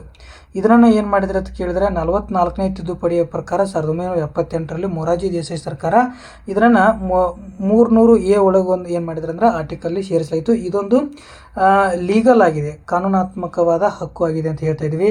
ಹಾಗಾದರೆ ಈ 44ನೇ ಹಕ್ಕು ಬರೀ ಕೇವಲ ಏನೇನು ರೆಕಮೆಂಡೇಶನ್ ಮಾಡಿತ್ತು ಅಂತ ಕೇಳ್ತಾ ಇದ್ದಾರೆ. ಇದೊಂದು restore the constitution of India ಅಂತ ಕರೀತಾರೆ. ಯಾಕಂದರೆ ಇಂದಿರಾ ಗಾಂಧಿ ಅವರು ಮಾಡಿದ್ದನ್ನು ಎಲ್ಲ ಮತ್ತೆ ಏನು ಮಾಡ್ತಾರೆ, ರೀಸ್ಟೋರ್ ಮಾಡ್ತಾರೆ. ಫಂಡಮೆಂಟಲ್ ರೈಟ್ಸನ್ನು ಆಸ್ತಿ ಹಕ್ಕನ್ನು ಓದಿರೋದು ನೋಡ್ತೀವಿ. ಎಮರ್ಜೆನ್ಸಿಯನ್ನು ನೋಡ್ತಾ ಇದ್ದೀವಿ. ನೀವು 352ನೇ ಆರ್ಟಿಕಲ್ ರಾಷ್ಟ್ರೀಯ ತುರ್ತು ಪರಿಸ್ಥಿತಿ ಹೇರಿದಾಗ ಮುಂಚೆ ಏನು ಮಾಡ್ಬೇಕಂದ್ರೆ 2 ತಿಂಗಳಲ್ಲಿ ಅನುಮತಿಯನ್ನು ತೆಗೆದುಕೊಳ್ಳಬೇಕಂತ ಇತ್ತು. ಈಗ ಅದನ್ನು ಏನು ಮಾಡಿದ್ದಾರೆ ಅಂದರೆ 1 ತಿಂಗಳಲ್ಲಿ ಅಂತ ಹೇಳ್ತಾ ಇದ್ದಾರೆ. ಕ್ಯಾಬಿನೆಟ್ ಅಪ್ರೂವಲ್ ಆ ಮುಂಚೆ ಬೇಕಾಗಿಲ್ಲಾಗಿತ್ತು, ಈಗ ಏನು ಬೇಕಾಗಿದೆ ಪಕ್ಕ ಬೇಕ್ರಿ ಅಂದರೆ ರಿಟರ್ನ್ದಲ್ಲೇ ಕೂಡ ಬರೆದು ಕೊಡಬೇಕು ರಾಷ್ಟ್ರಪತಿಗೆ. ಆವಾಗ ಅವ್ರ ಮಾತನ್ನು ಏನು ಮಾಡ್ತಾರೆ, ಹೇರ್ತಾರೆ ಅನ್ನುವಂಥದ್ದನ್ನು ನೋಡ್ತಾ ಇದ್ದೀವಿ. ಆವಾಗ ಸರಳ ಬಹುಮತ ಇತ್ತು, ಈಗ ಏನಾಗಿದೆ ಅಂದರೆ ವಿಶೇಷ ಬಹುಮತ ಇರೋದನ್ನು ನೋಡ್ತಾ ಇದ್ದೀವಿ ಈ 44ನೇ ತಿದ್ದುಪಡಿ ಪ್ರಕಾರ. ಅಷ್ಟೇ ಅಲ್ಲಕ್ಕೆ ಗೆಳೆಯರೆ, ಈ ಲೋಕಸಭೆ ಮತ್ತು ಈ ರಾಜ್ಯ ವಿಧಾನಸಭೆಗಳ ಅವಧಿ ಕೂಡ ಎಕ್ಸ್ಟೆಂಡ್ ಮಾಡಿದರು. ಇದನ್ನು 5 ವರ್ಷಕ್ಕೆ ಮತ್ತೆ ಏನು ಮಾಡಿದ್ರಿ, ರೀಸ್ಟೋರನ್ ಮಾಡಿದ್ದನ್ನು ನೋಡ್ತಾ ಇದ್ದೀವಿ. ಇನ್ನೊಂದು ಏನಪ್ಪ ಅಂದ್ರೆ ಇಂಟರ್ನಲ್ ಡಿಸ್ಟರ್ಬೆನ್ಸ್ ಅನ್ನುವಂಥ ವರ್ಡನ್ನು ತೆಗೆದುಹಾಕಿ ಆರ್ಮ್ಡ್ ರೆವ್ಯುಲೇಷನ್ ಅನ್ನುವಂಥ ವರ್ಡನ್ನು ತೆಗೆದು ಬಂದರು. ಅಂದರೆ ಶಸ್ತ್ರಾಸ್ತ್ರ ಹಿಡ್ಕೊಂಡು ಜನಗಳು ಪ್ರತಿಭಟನೆ ಮಾಡಿದರೆ ಮಾತ್ರ ಆವಾಗ ಈ ರೀತಿ ತುರ್ತು ಪರಿಸ್ಥಿತಿ ಹೇರಬೇಕು ಅನ್ನುವಂಥದ್ದು ಇದು ಕುರಿತು ಹೇಳುವಂಥದ್ದು. ಹಾಗಾದರೆ 65ನೇ ಕ್ವಶನ್ಸ್ಗೆ ಯಾವ್ದು ರೀತಿ ಕೇಳಿದರೆ ಆನ್ಸರು 3 ಅಂತ ಹೇಳ್ತಾ ಇದ್ದೀವಿ ಗೆಳೆಯರೆ. ನೆಕ್ಸ್ಟ್ ಪ್ರಶ್ನೆಗೆ ಹೋಗೋಣ. ಏನಂತ ಹೇಳ್ತಾ ಇದ್ದೀವಿ ಕೇಳಿದ್ರೆ, ಭಾರತೀಯ ಸಂವಿಧಾನದ 52ನೇ ಅನುಚ್ಛೇದದಡಿ ತುರ್ತು ಪರಿಸ್ಥಿತಿಯು ಘೋಷಿತವಾಗಿದ್ದಾಗ ಈ ಕೆಳಗಿನ ಯಾವುದು ಸರಿಯಲ್ಲ ಅಂತ ಕೇಳ್ತಾ ಇದ್ದಾರೆ. ಹಾಗಾದರೆ ನಾವು ತುರ್ತು ಪರಿಸ್ಥಿತಿಗಳ ಬಗ್ಗೆ ಸಂಪೂರ್ಣವಾಗಿ ಅಭ್ಯಾಸ ಮಾಡಬೇಕು. ಒಟ್ಟು 18ನೇ ಭಾಗದಲ್ಲಿ 3 ತುರ್ತು ಪರಿಸ್ಥಿತಿಗಳು ಬರ್ತಾವೆ ಗೆಳೆಯರೆ. ಹಾಗಾದರೆ ಅವು 352ನೇ ಆರ್ಟಿಕಲ್ಲಿಂದ 360ನೇ ಆರ್ಟಿಕಲ್ವರೆಗೆ ಈ 3 ತುರ್ತು ಪರಿಸ್ಥಿತಿ ಹೇಳ್ತವೆ. ಹಾಗಾದರೆ 1ನೇ ತುರ್ತು ಪರಿಸ್ಥಿತಿನ ಯಾವುದಪ್ಪ ಅಂತ ಕೇಳಿದ್ರೆ ಅದು ರಾಷ್ಟ್ರೀಯ ತುರ್ತು ಪರಿಸ್ಥಿತಿ ನೋಡ್ತೀವಿ. 2ನೇದು ಯಾವುದ್ರಿ ಅಂತ ಕೇಳಿದ್ರೆ ರಾಜ್ಯ ತುರ್ತು ಪರಿಸ್ಥಿತಿ. ರಾಜ್ಯ ತುರ್ತು ಪರಿಸ್ಥಿತಿ ಇನ್ನೂ 2 ಹೆಸರು ಇದ್ದಾವೆ. ಏನೇನು? ಒಂದು ರಾಷ್ಟ್ರಪತಿ ಆಡಳಿತ ಅಂತ ಕೂಡ ಕರೀತಾರೆ, ಒಂದು ಸಂವಿಧಾನಾತ್ಮಕ ತುರ್ತು ಪರಿಸ್ಥಿತಿ ಕೂಡ ಅಂತ ಕರೀತಾರೆ. 360 ಹಣಕಾಸು ತುರ್ತು ಪರಿಸ್ಥಿತಿ, ಅದು ಇಲ್ಲಿವರೆಗೆ ಒಂದು ಬಾರಿಯನ್ನು ನಾವು ಏನು ಮಾಡಿಲ್ಲ, ಹೇರಿಲ್ಲ ಅಂತ ಗೊತ್ತದು. ಹಾಗಾದರೆ ರಾಷ್ಟ್ರೀಯ ತುರ್ತು ಪರಿಸ್ಥಿತಿಗೆ ಕಾರಣ ಏನ್ರಿ ಅಂತ ಕೇಳಿದ್ರೆ ಒಂದು ಏನಾಗಬೇಕಂದ್ರೆ ಬಾಹ್ಯ ಯುದ್ಧ ಮತ್ತು ಬಾಹ್ಯ ಆಕ್ರಮಣ ಆಗಿರ್ಬೋದು, ಅಥವಾ ಇನ್ನೊಂದು ಸಶಸ್ತ್ರ ಬಂಡಾಯವನ್ನು ತೊಂದು ಹೋರಾಟ ಮಾಡೋಕ್ಕೆ ಆರಂಭ ಮಾಡಿದರೆ ಏನು ಮಾಡ್ಬೋದು ರೀ, ಈ ರಾಷ್ಟ್ರೀಯ ತುರ್ತು ಪರಿಸ್ಥಿತಿಯನ್ನು ಗೆಳೆಯರೆ ನಾವು ಅವ್ರ ಮೇಲೆ ಭಾರತ ದೇಶದ ಮೇಲೆ ಹೇರ್ಬೋದು ಅಂತ ಹೇಳ್ತಾ ಇದ್ದೀವಿ. ಹಾಗಾದರೆ ಈ ತುರ್ತು ಪರಿಸ್ಥಿತಿಯನ್ನು ಯಾವ ರೀತಿ ಘೋಷಣೆಯನ್ನು ಮಾಡ್ತಾರೆ, ಏನೇನು ಬೇಕು ಅಂತ ಕೇಳ್ಬೋದು. ಇದಕ್ಕೆ ನಿಮ್ಗೆ ಗೊತ್ತಿರಲಿ, ಒಂದು ಸ್ಟೆಪ್ ವೈಸನ್ನು ಇದನ್ನು ಏನು ಮಾಡ್ಕೊತ ಬರೋಣ್ರಿ, ಕಲ್ಕೊತ ಬರೋಣ. ಮೊದಲು ಏನು ಮಾಡಬೇಕು ಅಂತ ಕೇಳಿದ್ರೆ ಕ್ಯಾಬಿನೆಟ್ ಒಂದು ಶಿಫಾರಸನ್ನು ಕೊಡಬೇಕು. ಯಾರಿಗೆ ಕೊಡಬೇಕು ಅಂದ್ರೆ ಪ್ರೆಸಿಡೆಂಟಿಗೆ ಕೊಡಬೇಕು ರೀ. ಈ ಶಿಫಾರಸು ಕೊಟ್ಟು ಅದು ರಿಟರ್ನ್ದಾಗ ಕೊಡ್ಬೇಕಂತ ತಿದ್ದುಪಡಿಯಾಗಿದೆ. ಪ್ರೆಸಿಡೆಂಟ್ ಏನು ಮಾಡ್ತಾರೆ ರೀ ಸರ್ ಅಂತ ಕೇಳಿದ್ರೆ ಪ್ರೆಸಿಡೆಂಟ್ ಏನು ಮಾಡ್ತಾರೆ ಅಂದ್ರೆ ಘೋಷಣೆಯನ್ನು ಮಾಡ್ತಾರೆ. ಘೋಷಣೆ ಮಾಡಿದ ತಕ್ಷಣ ಏನಾಗುತ್ತೆ ಅಂತ ಕೇಳಿದ್ರೆ ಅದು ಸಂಸತ್ತಿಗೆ ಬರ್ತೈತಿ. ಸಂಸತ್ತಿಗೆ ಬಂದ ಮೇಲೆ ಏನಾಗಬೇಕು ರೀ, ಲೋಕಸಭೆ ಮತ್ತು ರಾಜ್ಯಸಭೆಯಲ್ಲಿ 2/3 ವಿಶೇಷ ಬಹುಮತವನ್ನು ತೊಗೊಳ್ಬೇಕು. 1 ತಿಂಗಳಲ್ಲಿ ಏನು ಮಾಡಬೇಕ್ರಿ ಅಂತ ಕೇಳಿದ್ರೆ ಅದು ಅನುಮೋದನೆಯನ್ನು ತೊಗೋಬೇಕು, ಹೇರಿದ 1 ತಿಂಗಳ ಒಳಗಡೆ ವಿಶೇಷ ಬಹುಮತದೊಂದಿಗೆ. ಹಾಗಾದರೆ ನೆಕ್ಸ್ಟ್ ಇದು 6 ತಿಂಗಳು ಮಾತ್ರ ವ್ಯಾಲಿಡಿಟಿ ಇರ್ತೈತಿ. 6 ತಿಂಗಳವರೆಗೆ ಏನು ಮಾಡ್ಬೋದು ರೀ, ಮತ್ತು ಅಪ್ರೂವಲ್ ತೊಗೋಬೇಕು. ಅದೇ ರೀತಿಯಾಗಿ ಮತ್ತು 6 ತಿಂಗಳು ಅಪ್ರೂವಲ್ ತೊಗೋಬೇಕು. ಈಗ ಎಲ್ಲಿವರೆಗೆ ಅಂತ ಕೇಳಿದ್ರೆ ಅನಿರ್ದಿಷ್ಟ ಅವಧಿಯವರೆಗೆ ಕೂಡ ಹೋಗುತ್ತದೆ ಇದು ಅನ್ನುವಂಥದ್ದು ಗೊತ್ತಿರಬೇಕು. ಇಲ್ಲೇನು ಕೇಳ್ತಾ ಇದ್ದಾರೆ ಇವರು ಈ ಪ್ರಶ್ನೆ ಒಳಗಡೆ ಅಂತ ಕೇಳಿದ್ರೆ, ಈ ಹೇರೋದು ಯಾವ ರೀತಿ ಅಂತ ಕೇಳ್ತಾ ಇದ್ದಾರೆ, ಆಗೋ ಪರಿಣಾಮಗಳ ಬಗ್ಗೆ ಕೇಳ್ತಾ ಇದ್ದಾರೆ. ಹಾಗಾದರೆ ಏನೇನು ಪರಿಣಾಮಗಳಾಗ್ತಾವೆ ಗೆಳೆಯರಿ ಅಂತ ಕೇಳಿದ್ರೆ, ನಿಮಗೆ KS ಲೆವೆಲ್ ಇದನ್ನು ಆಲ್ರೆಡಿ ಪ್ರಶ್ನೆಗಳು ಆಗಿ ಹೋಗಿದ್ದಾವೆ. ಯಾವ್ಯಾವ ರೀತಿ ಇದರ ಡಿಟೇಲ್ ಆಗಿ ಕೂಡ ನಾವು ಆ ಪರಿಣಾಮಗಳನ್ನು ಬರಿಬೇಕಂತ ಸಂದರ್ಭ ಕೂಡ ಬರ್ತದೆ. ಒಂದನೇ ಪರಿಣಾಮ ಏನು ಅಂತ ಕೇಳಿದ್ರೆ ಕೇಂದ್ರ ರಾಜ್ಯಗಳ ಸಂಬಂಧದ ಮೇಲೆ ಪರಿಣಾಮ ಉಂಟಾಕತಿ. 2ನೇದು ಏನು ಅಂತ ಕೇಳಿದ್ರೆ ಲೋಕಸಭೆ ಮತ್ತು ರಾಜ್ಯ ವಿಧಾನಸಭೆಗಳ ಅವಧಿ ಚಕ್ರದ ಮೇಲೆ ಕೂಡ ಪರಿಣಾಮ ಉಂಟಾಕತಿ. ಆಮೇಲೆ ಮೂಲಭೂತ ಹಕ್ಕುಗಳ ಮೇಲೆ 3 ರೀತಿ ಪರಿಣಾಮಗಳು ಉಂಟಾಕವು.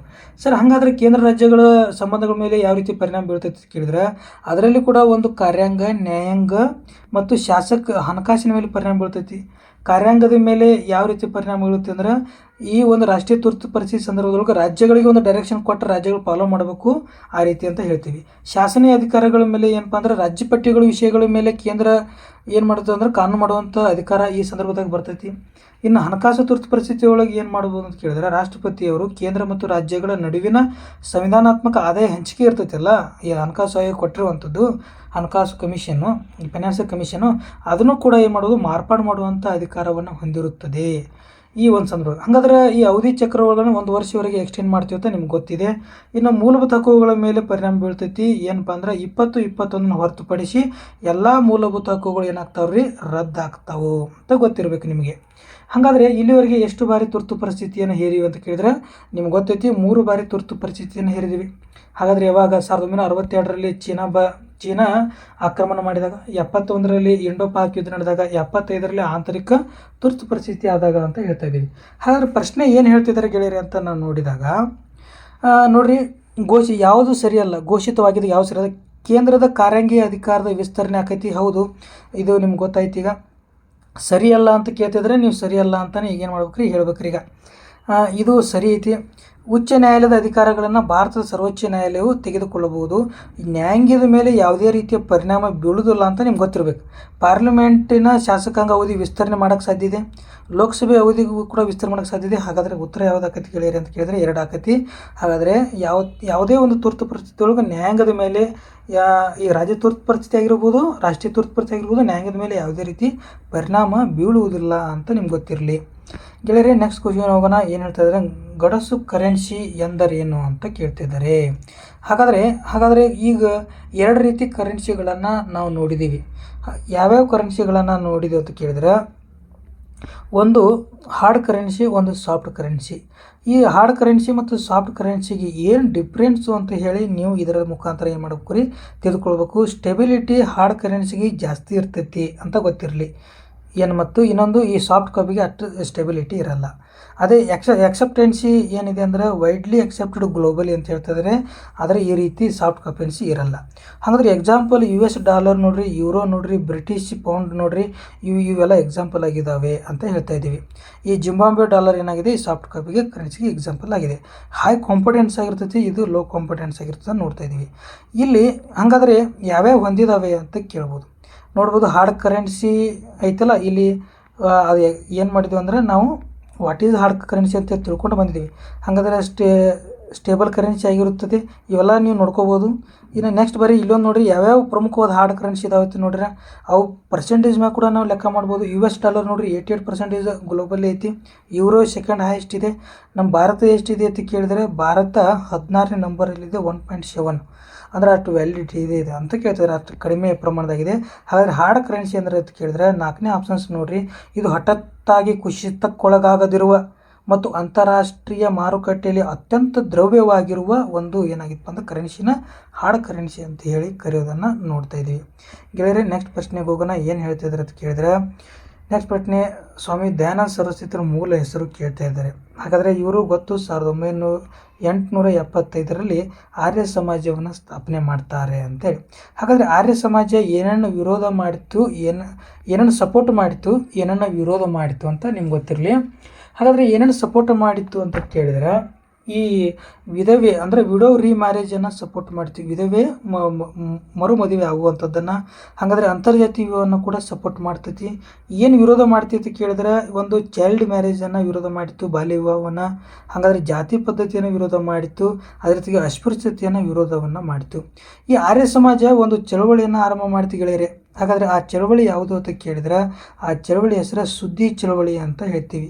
ಹಾಗಾದರೆ ಈ ಸುದ್ದಿ ಚಳವಳಿಯ ಉದ್ದೇಶ ಏನಾಗಿತ್ತು ಅಂತ ಕೇಳಿದ್ರೆ, ಈ ಕ್ರೈಸ್ತ ಧರ್ಮ ಮತ್ತು ಈ ಇಸ್ಲಾಂ ಧರ್ಮ ಏನಿದಾವಲ್ಲ, ಅದಕ್ಕೆ ಮತಾಂತರವಾದಂಥ ಹಿಂದೂಗಳನ್ನು ಮರಳಿ ಹಿಂದೂ ಧರ್ಮಕ್ಕೆ ಕರೆತರೋದೇ ಈ ಸುದ್ದಿ ಚಳವಳಿಯ ಪ್ರಮುಖ ಉದ್ದೇಶ. ಇದ್ರದ್ದು ಒಂದು ನಾಯಕ ವಹಿಸೋರು ಯಾರು ಅಂತ ಕೇಳಿದರೆ ಶ್ರದ್ಧಾನಂದರು ಅಂತ ನೀವು ಹೇಳಬೇಕು. ಇನ್ನು ಅಷ್ಟೇ ಆಗಲಿ, ಈ ಆರ್ಯ ಸಮಾಜ ಒಂದು ಸಂಘಟನೆ ಇತ್ತು, ಅದು ಯಾವುದಪ್ಪ ಅಂದ್ರೆ ಗೋ ಸಂರಕ್ಷಣಾ ಸಂಘಟನೆ ಅಂತ ನೆನಪಿಟ್ಕೋರಿ. ಅದೇ ರೀತಿಯಾಗಿ ಈ ಒಂದು ದಯಾನಂದ ಸರಸ್ವತಿಯವರು ಒಂದೆರಡು ಘೋಷಣೆ ಕೂಡ ನೆನಪಿಟ್ಕೋಬೇಕು ನೀವು. ಗೋ ಬ್ಯಾಕ್ ಟು ವೇದಾಸ್, ವೇದಗಳಿಗೆ ಹಿಂದೂರಿಗೆ, ಭಾರತ ಭಾರತೀಯರಿಗೆ, ಇಂಡಿಯಾ ಫಾರ್ ಇಂಡಿಯನ್ಸ್ ಅನ್ನುವಂಥದ್ದು ಹೇಳ್ತಾರೆ. ಕೃತಿಗಳು ಕೂಡ ಎಕ್ಸಾಮ್ದಾಗ ಭಾಳ ಕೇಳಿದ್ದಾರೆ. ಒಂದನೇದು ಸತ್ಯಾರ್ಷ ಪ್ರಕಾಶ, ಇದು ಆರ್ಯ ಸಮಾಜ ಬೈಬಲ್ ಆಗಿದೆ. ವೇದ ಭಾಷಾ ಅಂತ ಬರೀತಾರೆ, ವೇದ ಭಾಷಾ ಭೂಮಿಕಾ ಅಂತ ಬರೀತಾರೆ. ಇದನ್ನು ನೆನಪು ಆರ್ಯ ಸಮಾಜ ದಯಾನಂದರ ಮರಣ ಹೊಂತಾರಲ್ಲ, ಆರ್ಯ ಸಮಾಜ ಎರಡು ಹೋಳಾಗಿರ್ತವೆ. ಒಂದು ಗುರುಕುಲ ಪಂಥ ಅಂತ ಆಗುತ್ತದೆ, ಇದು ಶ್ರದ್ಧಾನಂದರ ಮುಂದುವರಿಸ್ತಾರೆ. ಇನ್ನು ದಯಾನಂದ ಆಂಗ್ಲೋ ವೇದಿಕ ಪಂಥ ಆಗುತ್ತೆ. ಲಾಲಾ ಹಂಸರಾಜ ಮತ್ತು ಲಾಲಾ ಈ ಲಜಪತ್ ರಾಯ್ ಅವರು ಇದನ್ನು ಏನು ಮಾಡ್ತಾರೆ ಅಂದರೆ ಕಂಟಿನ್ಯೂ ಮಾಡ್ತಾರೆ. ಇಷ್ಟೆಲ್ಲ ನೆನಪಿಟ್ಕೊಡ್ರು. ಮತ್ತೊಂದು ಕ್ವಶನ್ ಬಂದೇ ಇರ್ತೈತಿ ನಿಮಗೆ, ಅದನ್ನು ಆರ್ಯ ಸಮಾಜ ಎಲ್ಲ ಬಗ್ಗೆ ಓದಿರೂ ಕೂಡ ಒಂದು ಕ್ವಶನ್ ಬಿಟ್ಟೇ ಇರ್ತೀರಿ. ಅದು ಯಾವುದ್ರಿ ಅಂತ ಕೇಳಿದ್ರೆ, ಮಹಿಳಾ ಆರ್ಯ ಸಮಾಜ ಅನ್ನುವಂಥದ್ದು ಕೂಡ ಇದೆ. ಇದು UPSCಯಲ್ಲಿ ಆಲ್ರೆಡಿ ಪ್ರಶ್ನೆ ಆಗಿದೆ ಇದು. ಹಾಗಾದರೆ ಮಹಿಳಾ ಆರ್ಯ ಸಮಾಜ ಸ್ಥಾಪಕರು ಯಾರು ಅಂತ ಕೇಳಿದರೆ, ಪಂಡಿತ್ ರಮಾಬಾಯಿ ಸರಸ್ವತಿ ಅಂತ ನೀವು ನೆನಪಿಟ್ಕೋಬೇಕು. ಅದೇ ರೀತಿಯಾಗಿ ಇದು ಆಲ್ರೆಡಿ UPSC ಆಗಿದೆ. ಈ ಪಂಡಿತ್ ರಮಾಬಾಯಿ ಸರಸ್ವತಿ ಯಾರ್ರಿ ಅಂತ ಕೇಳಿದರೆ ನೀವು ಇವರು ಕೂಡ ನೆನಪಿಡಬೇಕು. 1919ರಲ್ಲಿ ಮೊದಲ ಬಾರಿಗೆ ಬ್ರಿಟಿಷರಿಂದ ಕೈಸರ್ ಈ ಹಿಂದ್ ಪ್ರಶಸ್ತಿಯನ್ನು ಪಡೆದ ಮೊದಲ ಭಾರತೀಯ ಮಹಿಳೆ ಆಗಿದ್ದಾಳನ್ನು ಕೂಡ ನಿಮ್ಗೆ ಗೊತ್ತಿರಬೇಕು ಗೆಳೆಯರೆ. ಇದಕ್ಕೆ ಉತ್ತರ ಮೂಲಶಂಕರ. ಇನ್ನು ಕೆಳಗೆ ಪ್ರಶ್ನೆ ಹೋಗೋಣ. ಏನು ಹೇಳ್ತಾ ಇದ್ದಾರೆ ಅಂತ ಕೇಳಿದ್ರೆ, ಈ ಕೆಳಗಿನ ಯಾವ ಕೇಂದ್ರಾಡಳಿತ ಪ್ರದೇಶವು ವಿಸ್ತೀರ್ಣದಲ್ಲಿ ಅತ್ಯಂತ ಕಿರಿದಾಗಿದೆ? ವಿಸ್ತೀರ್ಣದಲ್ಲಿ ಯಾವುದು ಕಿರಿದಾಗಿದೆ ಅಂತ ಕೇಳಿದ್ರೆ ನಿಮ್ಗೆ ಗೊತ್ತಿರಲಿ, ಲಕ್ಷದ್ವೀಪನೇ ಏನಾಗಿದ್ರೆ ಗೆಳೆಯರೆ ವಿಸ್ತೀರ್ಣದಲ್ಲಿ ಅತ್ಯಂತ ಕಿರಿದಾಗಿರುವಂಥದ್ದು. ಅಷ್ಟೇ ಅಲ್ಲದೆ ಜನಸಂಖ್ಯೆಯಲ್ಲೂ ಕೂಡ ಯಾವುದು ಕಡಿಮೆ ಇದೆ ಅಂದರೆ ಲಕ್ಷದ್ವೀಪನೇ ಇದೆ. ಜನಸಂಖ್ಯೆಯಲ್ಲಿ ಜಾಸ್ತಿ ಡೆಲ್ಲಿ ಇದ್ದರೆ, ವಿಸ್ತೀರ್ಣದಲ್ಲಿ ಯಾವುದಿದೆ ಅಂತ ಕೇಳಿದ್ರೆ ಜಮ್ಮು ಕಾಶ್ಮೀರ ಅಂತ ಹೇಳಬೇಕು. ಹಾಗಾದರೆ ಲಡಾಖ್ ಇದೆ ಅಲ್ರಿ ಸರ್ ಅಂತ ಕೇಳಿದ್ರೆ, POK ಮತ್ತು ಬಿಟ್ಟು ಅದನ್ನು ಸೇರಿಸಿದರೆ ಲಡಾಖ್ ಜಾಸ್ತಿ ಇದೆ, ಅದನ್ನು ಬಿಟ್ಟರೆ ಜಮ್ಮು ಕಾಶ್ಮೀರ ಜಾಸ್ತಿ ಆಗುತ್ತೆ. ಪ್ರಜಾವಾಣಿ ಏನು ಮಾಡಿದ್ರು ಅಂತ ಕೇಳಿದ್ರೆ ಜಮ್ಮು ಕಾಶ್ಮೀರನ್ನು ಕೊಟ್ಟಿರೋದನ್ನು ಕಾಣ್ತಾ ಇದ್ದೀವಿ ಗೆಳೆಯರೆ. ನೆಕ್ಸ್ಟ್ ಕ್ವಶನ್ ಹೋಗೋಣ. ಇದಕ್ಕೆ ಉತ್ತರ ಅಂತೂ 4 ಅಂತ ಗೊತ್ತಾಯಿತು. ಇನ್ನೊಂದು ಕಾನ್ಸೆಪ್ಟ್ ಇದೆ, ಏನಪ್ಪ ಅಂತ ಕೇಳಿದ್ರೆ, ಈ ಅಡ್ಮಿನಿಸ್ಟ್ರೇಟರು ಮತ್ತು ಲೆಫ್ಟಿನೆಂಟ್ ಗವರ್ನರ್ ಬರ್ತಾರಲ್ಲ, ಇದು ಎಲ್ಲಿ ಅಂತ ಕೇಳಿದ್ರೆ ಇವು 3ಕ್ಕೆ ಮಾತ್ರ. ಚಂಡೀಗಢ, ದಾದ್ರಾ ಮತ್ತು ದಮನ್ ಮತ್ತು ದಮನು, ಲಕ್ಷದ್ವೀಪಕ್ಕೆ, ಇವು 3ಕ್ಕೆ ಮಾತ್ರ ಏನ್ರಿ ಅಂದರೆ ಈ ಅಡ್ಮಿನಿಸ್ಟ್ರೇಟರ್ ಬರ್ತಾರೋ. ಈ ಉಳಿಕಿದ್ದಕ್ಕೆಲ್ಲಕ್ಕೂ ಯಾರು ಬರ್ತಾರೆ ಅಂತ ಕೇಳಿದ್ರೆ ಲೆಫ್ಟಿನೆಂಟ್ ಗವರ್ನರ್ಗಳು ಬರೋದನ್ನು ನೋಡ್ತಾ ಇದ್ದೀವಿ ಗೆಳೆಯರೆ. ನೆಕ್ಸ್ಟ್ ಪ್ರಶ್ನೆಗೆ ಹೋಗೋಣ. ಏನು ಹೇಳ್ತಾ ಇದ್ದಾರೆ ಅಂದರೆ, ಈ ಕೆಳಗಿನಗಳಲ್ಲಿ ಯಾವುದು ಮಿಜೋರಾಂನೊಂದಿಗೆ ಗಡಿಯನ್ನು ಹೊಂದಿಲ್ಲ ಅಂತ ಕೇಳ್ತಾ ಇದ್ದಾರೆ. ಮಿಜೋರಾಂದೊಂದಿಗೆ ಮಯನ್ಮಾರ್ ಗಡಿ ಹೊಂದಿದೆ. ಅಸ್ಸಾಂ ಒಂದಿದೆ. ಅಸ್ಸಾಂ ಎಲ್ಲ ರಾಜ್ಯಗಳೊಂದಿಗೆ ಗಡಿ ಹೊಂದಿದೆ, ಅದನ್ನು ಅದು ಬಿಡೋಕ್ಕೆ ಆಗಲ್ಲ. ಹಾಗಾದ್ರೆ ತ್ರಿಪುರ ಹೊಂದಿದೆ, ಹಾಗಾದರೆ ಅಸ್ಸಾಮನ್ನು ಹೊಂದಿದೆ. ಹಾಗಾದ್ರೆ ನಾಗಾಲ್ಯಾಂಡ್ ಯಾಕೆ ಹೊಂದಿಲ್ಲ ಅಂತ ಕೇಳಿದ್ರೆ, ಈ ಒಂದು ಮಿಜೋರಾಮದ ಮೇಲ್ಗಡೆ ಬರೋದು ಮಣಿಪುರ ಮೇಲೆ ನಾಗಾಲ್ಯಾಂಡ್ ಬರೋದು. ಬೇಕಾದರೆ ನೀವು ಚಿತ್ರ ಕೂಡ ನೋಡ್ಬೋದು. ಇಲ್ಲಿ ಎಲ್ಲಿದೆ ಮಿಜೋರಾಮ್ ಇಲ್ಲಿದೆ. ಇದು ಮಯನ್ಮಾರ್ ಟಚ್ ಇದೆ, ತ್ರಿಪುರ ಟಚ್ ಇದೆ, ಇಲ್ಲಿ ಅಸ್ಸಾಂ ಕೂಡ ಏನಿದೆ ನೋಡ್ರಿ, ಇಲ್ಲಿ ಟಚ್ ಇದೆ ಇದು.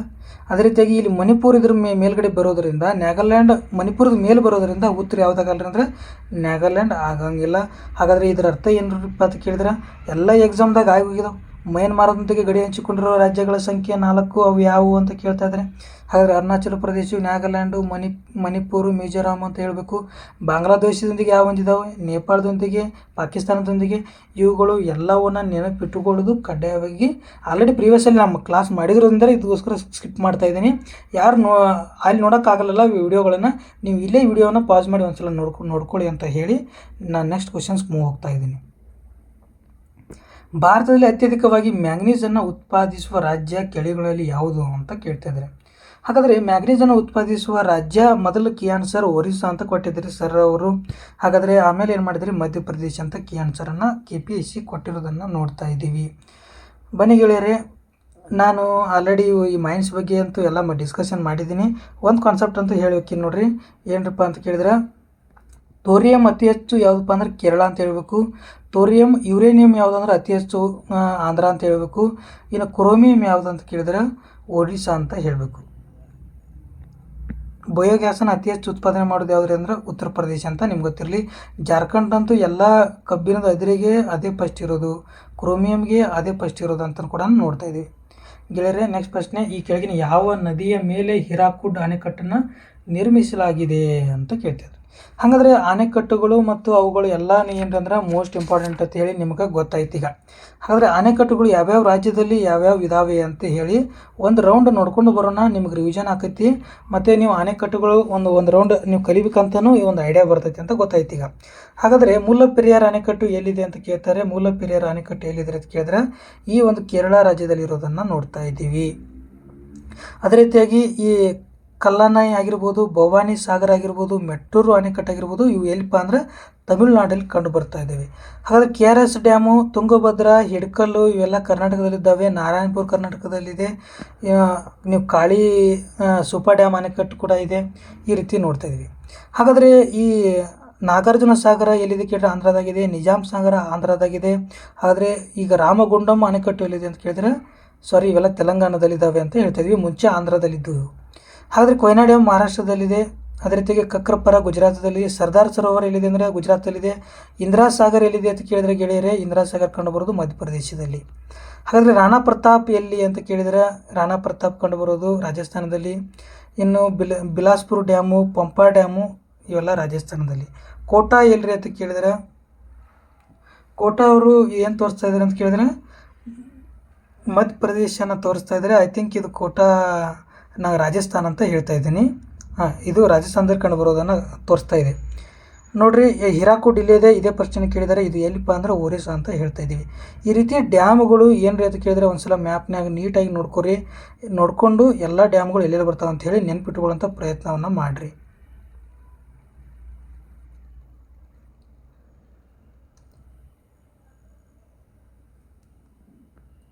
ಗೆಳೆಯರೆ, ನಾವು ನೆಕ್ಸ್ಟ್ ಕ್ವಶನ್ಸ್ ಮೂವ್ ಹೋಗೋಣ.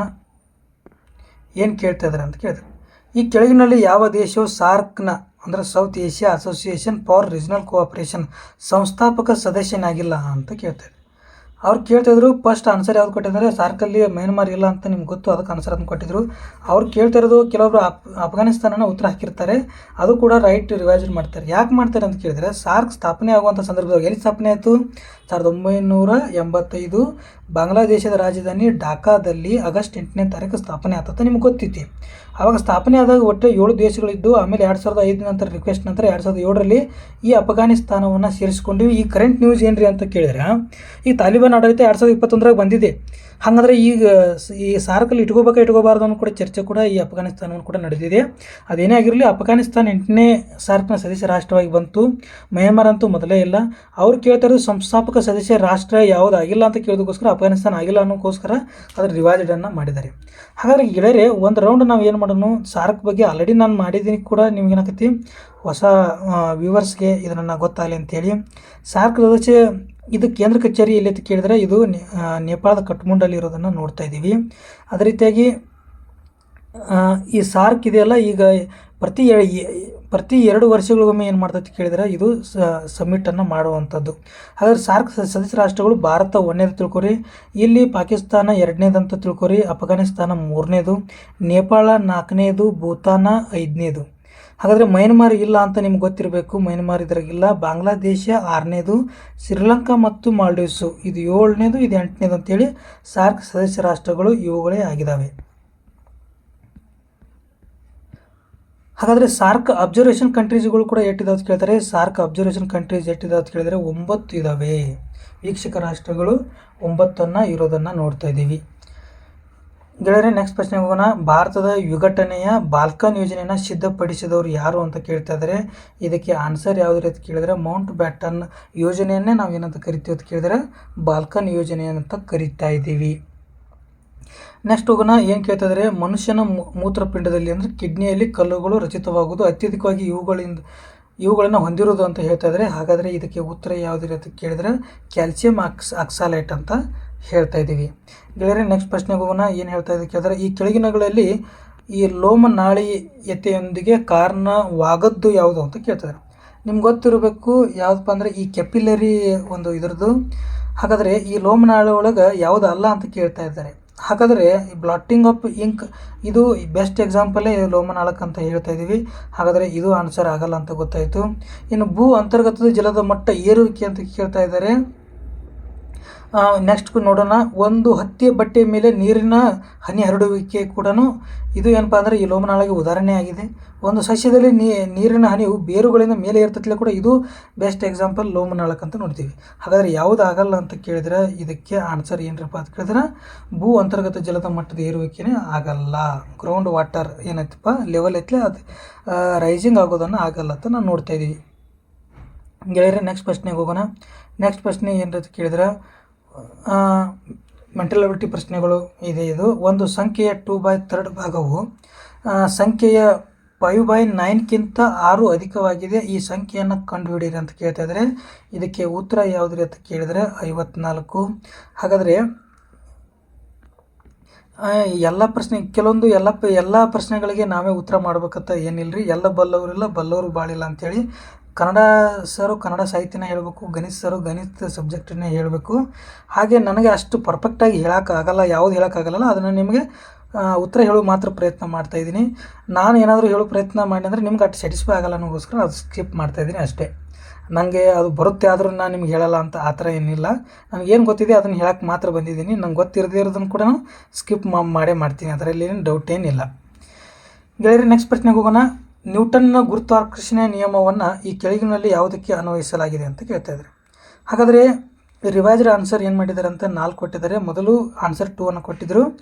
ಏನಪ್ಪ ಅಂದ್ರೆ ನ್ಯೂಟನ್ನ ಚಲನಾ ನಿಯಮಗಳು ಗೊತ್ತಿರಬೇಕು ಮತ್ತು ಅವರು ಗ್ರಾವಿಟೇಷನ್ ಬಗ್ಗೆನೂ ನಿಮ್ಗೆ ಗೊತ್ತಿರಲೇಬೇಕು. ಅದರಲ್ಲಿ ಆನ್ಸರ್ ಯಾವುದಪ್ಪ ಅಂತ ಕೇಳಿದ್ರೆ ಬ್ರಹ್ಮಾಂಡದಲ್ಲಿರುವ ಯಾವುದೇ 2 ಕಾಯಗಳ ನಡುವಿನ ಬಲದ ಬಗ್ಗೆ ಹೇಳುವಂಥದ್ದು ಯಾವುದು ನ್ಯೂಟನ್ನ ಗುರುತ್ವಾಕರ್ಷಣೆ ಅಂತ ಹೇಳ್ತಾ ಇದ್ದೀವಿ. ಹಾಗಾದರೆ ಏನು ಕೇಳ್ತಾ ಇದ್ದಾರೆ, ಭಾರತೀಯ ರಿಸರ್ವ್ ಬ್ಯಾಂಕ್ನ ತೆರೆದ ಮಾರುಕಟ್ಟೆಯ ಕಾರ್ಯಾಚರಣೆಗಳು ಇದಕ್ಕೆ ಸಂಬಂಧಿಸಿದೆ ಅಂತ ಹೇಳ್ತಾರೆ. ಹಾಗಾದರೆ ನಿಮ್ಗೆ ಗೊತ್ತಿರಬೇಕು ರೀ ಯಾವುದ್ರಿ ಅಂತ ಕೇಳಿದ್ರೆ ಈ ಓಪನ್ ಮಾರ್ಕೆಟ್ ಆಪ್ರೇಷನ್ಸು ಇವುಗಳು ಎದಕ್ಕೆ ಸಂಬಂಧಪಟ್ಟವು ಅಂತ ಕೇಳಿದ್ರೆ ಸೆಕ್ಯೂರಿಟೀಸಿಗೆ ಸಂಬಂಧಪಟ್ಟವು ವ್ಯಾಪಾರದಲ್ಲಿ. ಹಾಗಾದರೆ ಆನ್ಸರ್ ಎಲ್ಲಿದೆ ನೋಡಿರಿ, 3ರಲ್ಲಿ ಇರೋದನ್ನು ನಾವೇನು ಮಾಡ್ತಾಯಿದ್ದೀವಿ ಕಾಣ್ತಾ ಇದ್ದೀವಿ ಗೆಳೆಯರೆ. ನೆಕ್ಸ್ಟ್ ಪ್ರಶ್ನೆಗೆ ಹೋಗೋಣ. ಏನು ಹೇಳ್ತಾ ಇದೆ ಅಂತ ಕೇಳಿದರೆ ಆಶಾಳು ಕೆಲಸಕ್ಕಾಗಿ ಗಂಟೆಗೆ 48 ಕಿಲೋಮೀಟರ್ದಂತೆ ಸರಾಸರಿ ವೇಗದಲ್ಲಿ ಚಾಲನೆ ಮಾಡುತ್ತಾಳೆ. ಮೊದಲ 60% ಭಾಗದ ದೂರವನ್ನು ಕ್ರಮಿಸಲು ಉಳಿದ ದೂರವನ್ನು ಕ್ರಮಿಸಲು ಬೇಕಾದ ಸಮಯಕ್ಕಿಂತ 10 ನಿಮಿಷಗಳನ್ನು ಹೆಚ್ಚಾಗಿ ತೆಗೆದುಕೊಳ್ಳುತ್ತಾಳೆ. ಅವಳ ಕಚೇರಿಯ ಎಷ್ಟು ದೂರದಲ್ಲಿದೆ ಅಂತ ಕೇಳ್ತಾ ಇದ್ದಾರೆ. ಈ ಪ್ರಶ್ನೆಗೆ ಇದರೊಂದು ಏನು ಮಾಡ್ತೀನಿ ಅಂದರೆ ಪೊಲೀಸ್ ಸಾಲ್ವ್ ಮಾಡಿರುವಂಥದ್ದು ಐತಿ ಇಲ್ಲಿ. ಹಾಗಾದರೆ ಇದಕ್ಕೆ ಆನ್ಸರ್ ಬಂದಿರೋದು ಎಷ್ಟು ಅಂತ ಕೇಳಿದರೆ 40 ಕಿಲೋಮೀಟ್ರ್ ಅಂತ ಬಂದಿರೋದು. ಗೆಳೆಯರೆ ನೆಕ್ಸ್ಟ್ ಪ್ರಶ್ನೆಗೆ ಹೋಗೋಣ. ಏನು ಹೇಳ್ತದೆ ಅಂತ ಕೇಳಿದರೆ, ಒಬ್ಬ ವ್ಯಾಪಾರಿಯು 20 ರೂಗಳಿಗೆ 22 ಪೆನ್ಸಿಲ್ಗಳನ್ನು ಕೊಡುತ್ತಾನೆ ಮತ್ತು ಅವುಗಳನ್ನು 11 ರೂಗಳಿಗೆ 10 ಪೆನ್ಸಿಲ್ಗಳ ದರದಲ್ಲಿ ಮಾರಾಟ ಮಾಡಿದ್ದಾನೆ. ಅವನ ಲಾಭದ ಶೇಕಡಾವಾರು ಅಂತ ಕೇಳ್ತಾನೆ. ಹಾಗಾದರೆ 20 ರೂಪಾಯಿ ಕೊಟ್ಟು 22 ಪೆನ್ಸಿಲ್ ಕೊಳ್ತಾನೆ ಅಂದರೆ ಒಂದು 90 ಪೈಸೆಗೆ ಒಂದು ಬೀಳುತ್ತೆ ಅದು. ನೀವು ಇಲ್ಲಿ ನೋಡ್ಬೋದು ಆನ್ಸರನ್ನು ಏನು ಮಾಡ್ತಿದ್ದೇನೆ ಅಂದರೆ, ಇದು ಸಂಪೂರ್ಣವಾಗಿ ಇಲ್ಲಿ ಆನ್ಸರ್ ಬಂದಿದೆ. ಇಲ್ಲಿ 22% ಬಂದಿದೆ. ನಾನು ಚೆಕ್ ಮಾಡಿದಾಗ ಅದು ಗೂಗಲಲ್ಲಿ ನಾನು ನೋಡಿರೋದು. ಇನ್ನೊಂದು ನನಗೆ ಆನ್ಸರ್ 22 ಬಂದಿತ್ತದು. ಅದಕ್ಕೋಸ್ಕರ ಕೀ ಆನ್ಸರ್ ಕೂಡ 21 ಕೊಟ್ಟಿರೋದನ್ನು ನೋಡ್ತಾ ಇದ್ದೀವಿ ಗೆಳೆಯರೆ. ನೀವು ಒಂದ್ಸಲ ಲೆಕ್ಕವನ್ನು ಮಾಡ್ಬೋದು. ನೆಕ್ಸ್ಟ್ ಹೇಳೋಣ. ಜಡ್ನು ವಾಯಿನ ಸಹೋದರ, ವಿಯು ವಾಯಿನ ಮಗಳು, ಎಕ್ಸ್ನು ಜಡ್ನ ತಂದೆ, ಡಬ್ಲ್ಯೂನು ವಿಯ ಸಹೋದರ. ಹಾಗಾದರೆ ಡಬ್ಲ್ಯೂನ ಚಿಕ್ಕಪ್ಪನು ಯಾರು ಅಂತ ಕೇಳ್ತಿದ್ದಾರೆ. ಇದಕ್ಕೆ ಆನ್ಸರ್ ಯಾವುದ್ರಿ ಅಂತ ಕೇಳಿದರೆ ಜಡ್ ಆಗುತ್ತದೆ. ಇನ್ನು ನೋಡೋಣ ನೆಕ್ಸ್ಟ್ ಪ್ರಶ್ನೆಗೆ ಏನು ಹೇಳ್ತಾ ಇದೆ ಅಂದರೆ, ಒಂದು ದೋಣಿಯ 32 ಕಿಲೋಮೀಟರ್ ಅಪ್ ಸ್ಟ್ರೀಮ್ ಮತ್ತು 32 ಕಿಲೋಮೀಟರ್ ಡೌನ್ ಸ್ಟ್ರೀಮ್ಗಳನ್ನ 7 ಗಂಟೆಗಳಲ್ಲಿ ಒಳಗೊಳ್ಳುತ್ತದೆ. ಅಲ್ಲದೆ 40 ಕಿಲೋಮೀಟರ್ ಅಪ್ ಸ್ಟ್ರೀಮ್ ಮತ್ತು 48 ಕಿಲೋಮೀಟರ್ ಡೌನ್ ಸ್ಟ್ರೀಮ್ಗಳನ್ನು 9 ಗಂಟೆಗಳಲ್ಲಿ ಒಳಗೊಳ್ಳುತ್ತದೆ. ಹಾಗಾದರೆ ನಿಂತ ನೀರಿನಲ್ಲಿ ದೋಣಿಯ ವೇಗವು ಕಿಲೋಮೀಟರ್ ಪರ್ ಗಂಟೆಗಳಲ್ಲಿ ಎಷ್ಟು ಅಂತ ಕೇಳ್ತಾ ಇದ್ದಾರೆ. ಇದಕ್ಕೆ ಆನ್ಸರ್ ಯಾವುದ್ರ ಅಂತ ಕೇಳಿದ್ರೆ 10 ಅಂತ ಹೇಳ್ತಾ ಇದ್ದೀವಿ. ಗೆಳೆಯರೆ ನೆಕ್ಸ್ಟ್ ಪ್ರಶ್ನೆ ಹೋಗೋಣ. ಏನು ಹೇಳ್ತಾ ಇದ್ದಾರೆ ಅಂತ ಕೇಳಿದ್ರೆ, ಲೈಫ್ ಆಫ್ ಪೈ ಅಥವಾ ಈ ಫೈಂಡಿಂಗ್ ನಮೋ ಎಂಬ ಚಿತ್ರವನ್ನು ಒಂದು ತರಗತಿ ವಿದ್ಯಾರ್ಥಿಗಳು ನೋಡಿದ್ದಾರೆ ಎಂದು ವಿಚಾರಣೆಯ ನಂತರ ತಿಳಿದು ಬಂದಿದೆ. ಈ ಎರಡೂ ಚಿತ್ರಗಳಲ್ಲಿ ಕನಿಷ್ಠ ಒಂದನ್ನಾದರೂ 20 ವಿದ್ಯಾರ್ಥಿಗಳು ನೋಡಿದ್ದಾರೆಂದು ಕಂಡುಬಂದಿದೆ. ಶೇಕಡಾ 20 ವಿದ್ಯಾರ್ಥಿಗಳು ಈ ಎರಡೂ ಚಿತ್ರಗಳಲ್ಲಿ ಯಾವುದನ್ನೂ ನೋಡಿಲ್ಲ. ಹಾಗಾದರೆ ತರಗತಿಯಲ್ಲಿನ ವಿದ್ಯಾರ್ಥಿಗಳ ಸಂಖ್ಯೆ ಎಷ್ಟು ಅಂತ ಕೇಳ್ತಾ ಇದ್ದಾರೆ. ತರಗತಿ ವಿದ್ಯಾರ್ಥಿ ಸಂಖ್ಯೆ 25 ಆಗಿರೋದನ್ನು ನೋಡ್ತಾ ಇದ್ದೀವಿ. ಇನ್ನು ಈಗ ತಾಯಿಯ ಹಾಗೂ ಮಗಳ ವಯಸ್ಸಿನ ಅನುಪಾತ 19:5 ಇದೆ. 4 ವರ್ಷಗಳ ನಂತರ ಈ ಅನುಪಾತ 3:1 ಆಗುವುದು. ಈಗ ತಾಯಿಯ ಮತ್ತು ಮಗಳ ವಯಸ್ಸಿನ ಮೊತ್ತ ಎಷ್ಟು ಅಂತ ಕೇಳ್ತಾ ಇದ್ದಾರೆ. 48 ವರ್ಷಗಳು ಅಂತ ಹೇಳೋದನ್ನು ನೋಡ್ತಾ ಇದ್ದೀವಿ. ನೆಕ್ಸ್ಟ್ ಪ್ರಶ್ನೆಗೆ ಹೋಗೋಣ. ಏನು ಹೇಳ್ತಾ ಇದ್ದಾರೆ ಅಂದರೆ, ಈ ಸರಣಿಯಲ್ಲಿ ತಪ್ಪಿ ಹೋಗಿರುವ ಅಂಕಿಯನ್ನು ಕಂಡು ಹಿಡಿಯಿರಿ ಅಂತ ಕೇಳ್ತಾ ಇದ್ದಾರೆ. ಹಾಗಾದರೆ ಇದಕ್ಕೆ ಉತ್ತರ ಯಾವುದ್ರಿ ಅಂದರೆ 2. ನೀವು ಒಂದು ಇಲ್ಲಿ ಹೇಳ್ತೀವಿ ನೋಡಿರಿ, ಈ ಟ್ರಿಕ್ಕನ್ನು ಮಾಡ್ಬೋದು, ಇಂಟುವನ್ನು ಮಾಡ್ಬೋದು ನೀವು. ಅಂದರೆ ಏನು ರೀ ಅಂತ ಕೇಳಿದ್ರೆ 5 4 20, 23 60 -2 58 ಆಗಿದೆ. ಇದೇ ರೀತಿ ಈ ರೀತಿ ಲೆಕ್ಕಗಳನ್ನು ಮಾಡಿದ್ದಾರೆ. ಈ 3 ಇಂಟು ಮಾಡಿ ಬಂದಿರೋಗೆ -2 ಅನ್ನು ಮಾಡಿದ್ದಾರೆ. ಇದು 60 ಅಲ್ಲ 62, ಯಾಕಂದರೆ ಇಂಗ್ಲೀಷ್ನಲ್ಲಿ ಕರೆಕ್ಟಾಗಿ ಕೊಟ್ಟಿದ್ದಾರೆ ಇವರು. ಇಲ್ಲಿ 62 ಇರೋದನ್ನು ನೋಡ್ತಾ ಇದ್ದೀವಿ ನೋಡಿ. ಅದಕ್ಕೋಸ್ಕರ -2 ಮಾಡಿದೆ. ಆನ್ಸರ್ ಯಾವುದು ಬರುತ್ತೆ ಅಂದರೆ 24 ಬರೋದನ್ನು ನೋಡ್ತಾ ಇದ್ದೀವಿ. ಗೆಳೆಯರೆ ನೆಕ್ಸ್ಟ್ ಪ್ರಶ್ನೆಗೆ ಹೋಗೋಣ. ಒಂದು ವೇಳೆ ಪ್ಲಸ್ಸನ್ನು ಏನು ಅಂತ ಮಾಡಿದ್ದಾರೆ ಅಂದರೆ ಡಿವಿಷನ್ ಮಾಡಿದ್ದಾರೆ. ಆದರೆ ಅದೇ ಮೈನಸನ್ನು ಏನು ಮಾಡಿದರೆ ಇಂಟು ಆದರೆ, ಅದೇ ಡಿವಿಷನ್ ಏನಾದರೂ ಪ್ಲಸ್ ಆದರೆ ಮತ್ತು ಇಂಟು ಏನಾದರೂ ಮೈನಸ್ ಆದರೆ ಈ ಕೆಳಗಿನ ಯಾವ ಸಮೀಕರಣ ಸರಿಯಾಗುತ್ತದೆ ಅಂತ ಕೇಳ್ತಾಯಿದ್ದಾರೆ. ನೀವು ಪ್ಲಸ್ ಇದ್ದ ಜಾಗದಲ್ಲಿ ಏನು ಮಾಡಿರಿ, ಈ ಡಿವಿಷನನ್ನು ಫಾಲೋ ಮಾಡಿದ್ರೆ, ಅದೇ ರೀತಿಯಾಗಿ ಈ ಮೈನಸ್ ಇರೋ ಜಾಗದಲ್ಲಿ ಇಂಟುವನ್ನು ನೀವು ಹಾಕಿದ್ರೆ ಒಂದೇ ಉತ್ತರನೇ ಏನಾಗುತ್ತೆ ಅಂತ ಕೇಳಿದರೆ ಆನ್ಸರ್ ಇದು ಸರಿಯಾಗಿರೋದನ್ನು ನೋಡ್ತಾ ಇದ್ದೀವಿ. ಉಳ್ಕಿದ್ದು ಯಾವುದೂ ಏನಾಗಲ್ಲ ರೀ, ಮ್ಯಾಚ್ ಆಗಲ್ಲ. ಗೆಳೆಯರೆ ನೆಕ್ಸ್ಟ್ ಪ್ರಶ್ನೆಗೆ ಹೋಗೋಣ.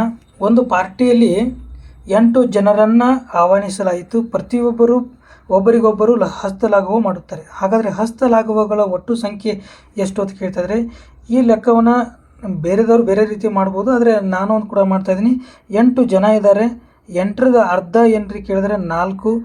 8ರ ಹಿಂದಿನ ಸಂಖ್ಯೆ ಎಷ್ಟು ಅಂತ ಕೇಳಿದರೆ 7. ಹಾಗಾದರೆ 7 3 20, 7 4 ಎಷ್ಟು ರೀ 28. ಹಾಗಾದರೆ ಉತ್ತರ ಕೂಡ ಏನಾಗುತ್ತೆ ಅಂದರೆ 28 ಅಂತೇಳಿ ಈ ರೀತಿ ಮಾಡ್ತೀವಿ. ಹಾಗಾದರೆ ಏನು ರೀ ಅಂದರೆ ಕೊಟ್ಟಿರುವ ಸಂಖ್ಯೆಯನ್ನು ಏನು ಮಾಡೋದು ರೀ, ಅರ್ಧ ಮಾಡೋದು.